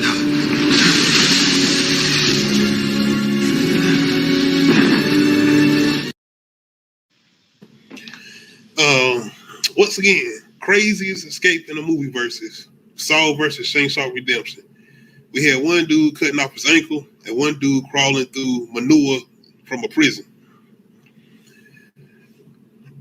Damn.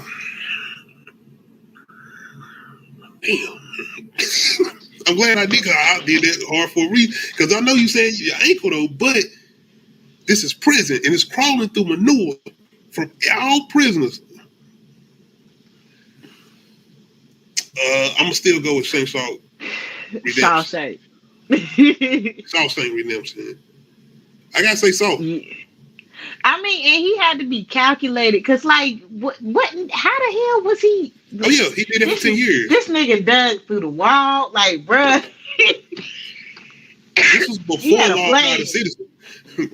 Right. This nigga I still gotta go with plan. I understand you're desperate, your family, you feel like your family is at risk, you think they're in trouble. But cutting off your leg, cutting off your ankle, I don't think you're gonna be able to You cut off your whole foot. Not just out. Like, okay. Technically he didn't. If y'all ever seen the final chapter with you. He went through he cut the whole foot off, right? Or did he just do it? Could he not? He a man. He cut through his bone. I know. Ain't no that. First of all, you ain't doing that with that rickety ass saw. That took too long. He would have bled out and went in the shop before he even got his foot cut off. He crawled over there to old buddy, had a conversation with him, then crawled out. I ain't get that part, but y'all done seen Saw. Yeah, cause I don't know if you. I saw a movie where a chick tried to escape from handcuffs and she didn't cut her hand completely off. She did something else. That's why I'm like, did he have to cut the whole foot off? But I think the way the shackles was made, he had to, because it wasn't like he could just like dislocate his foot. That's what I was about to say, but it would have been too small. Yeah. Because like with handcuffs, you can dislocate your hand and your shit gonna get infected because you in this foul ass place.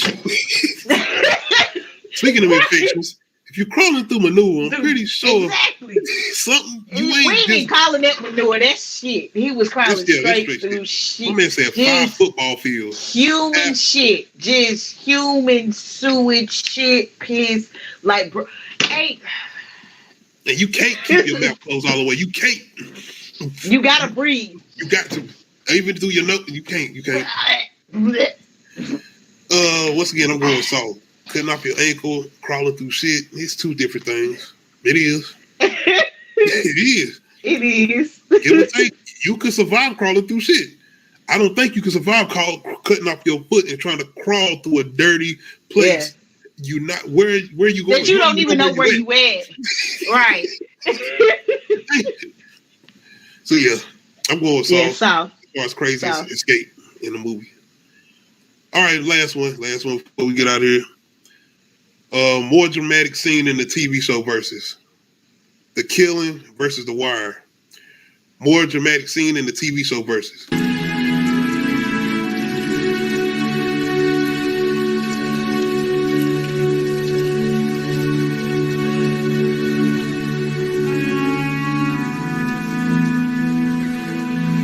To my daughter. I'm sorry. I can't be here.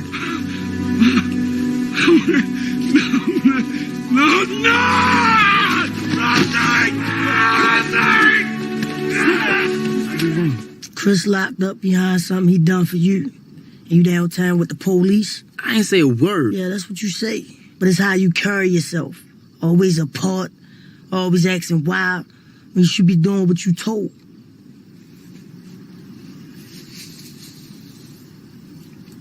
How my hair look, Mike? You look good, girl.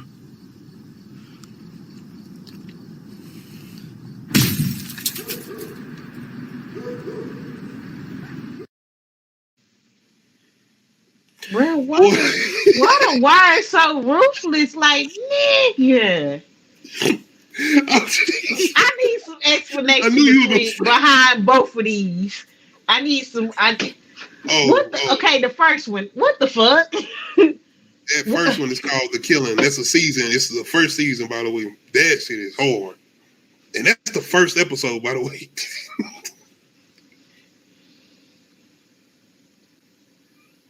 Yeah, I feel you, little boy.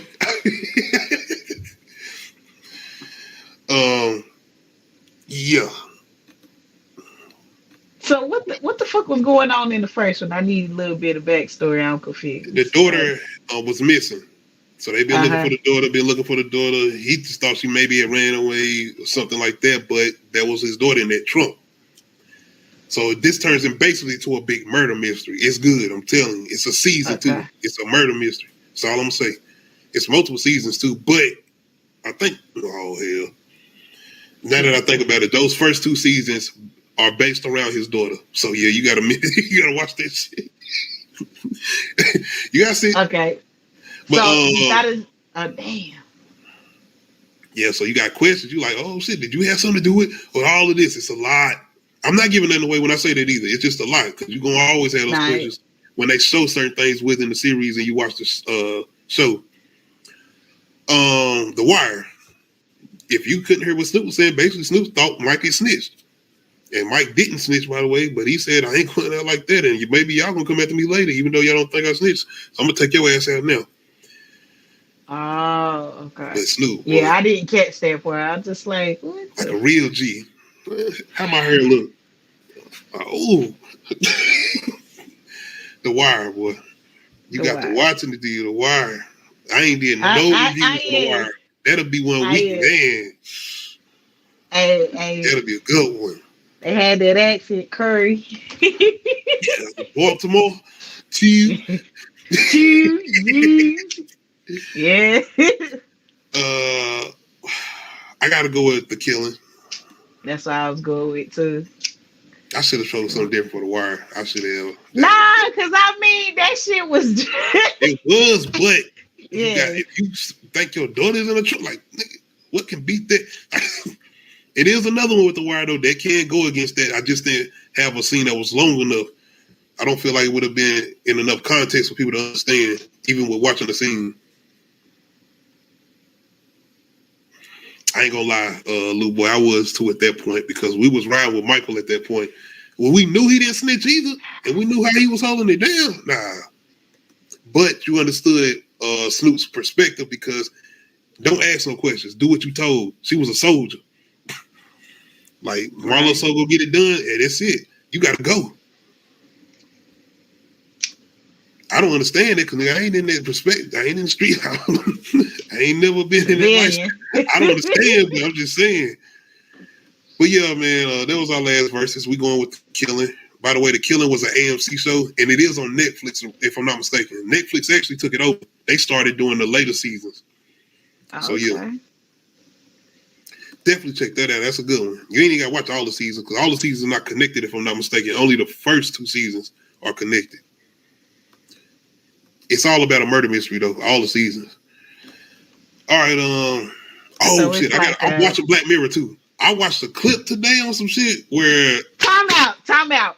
What did you watch? It was a clip where you watched? This girl had lost her memory, and they had to make her remind her what she had did. Her and somebody else had killed a little girl or something.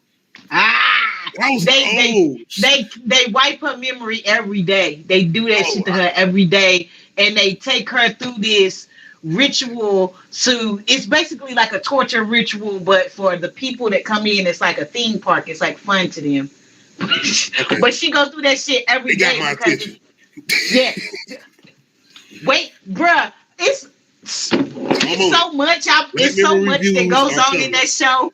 I would be like, look, I told you, and you see this shit coming to fruition in real life, like the fucking dogs, those robotic dogs. They got a whole that episode is boring, but like they got a whole episode dedicated to the motherfuckers that they trying to bring out for real. I don't know nothing else. I'm starting tonight. By probably Sunday, I'll be in probably maybe season 2. I don't know, but I'm starting. It's so much. I'm sitting here like, what the hell is going on? It's so much that goes on. You gonna be like, nigga, this is really kind of happening right now. What the? Like, nah. Yeah, I was like, what was that's some called like White Bear or something like that. Yeah, I like that one though, because I was like, that's a effective way to torture somebody that deserves what they getting every day. Memory way, and you done some bullshit, but you sitting there as basically that's a new person. They ain't even the same person because you done took away their memory. They don't know what the hell they done do. And now you about to torture a person they don't even understand. That's a different type of torture, basically. That's different. But she tortured the. But she sat there and tortured the child and did not understand what was happening to them. You get me? That's why I was like, well, it's an effective way to get somebody back. Man, it's like you took away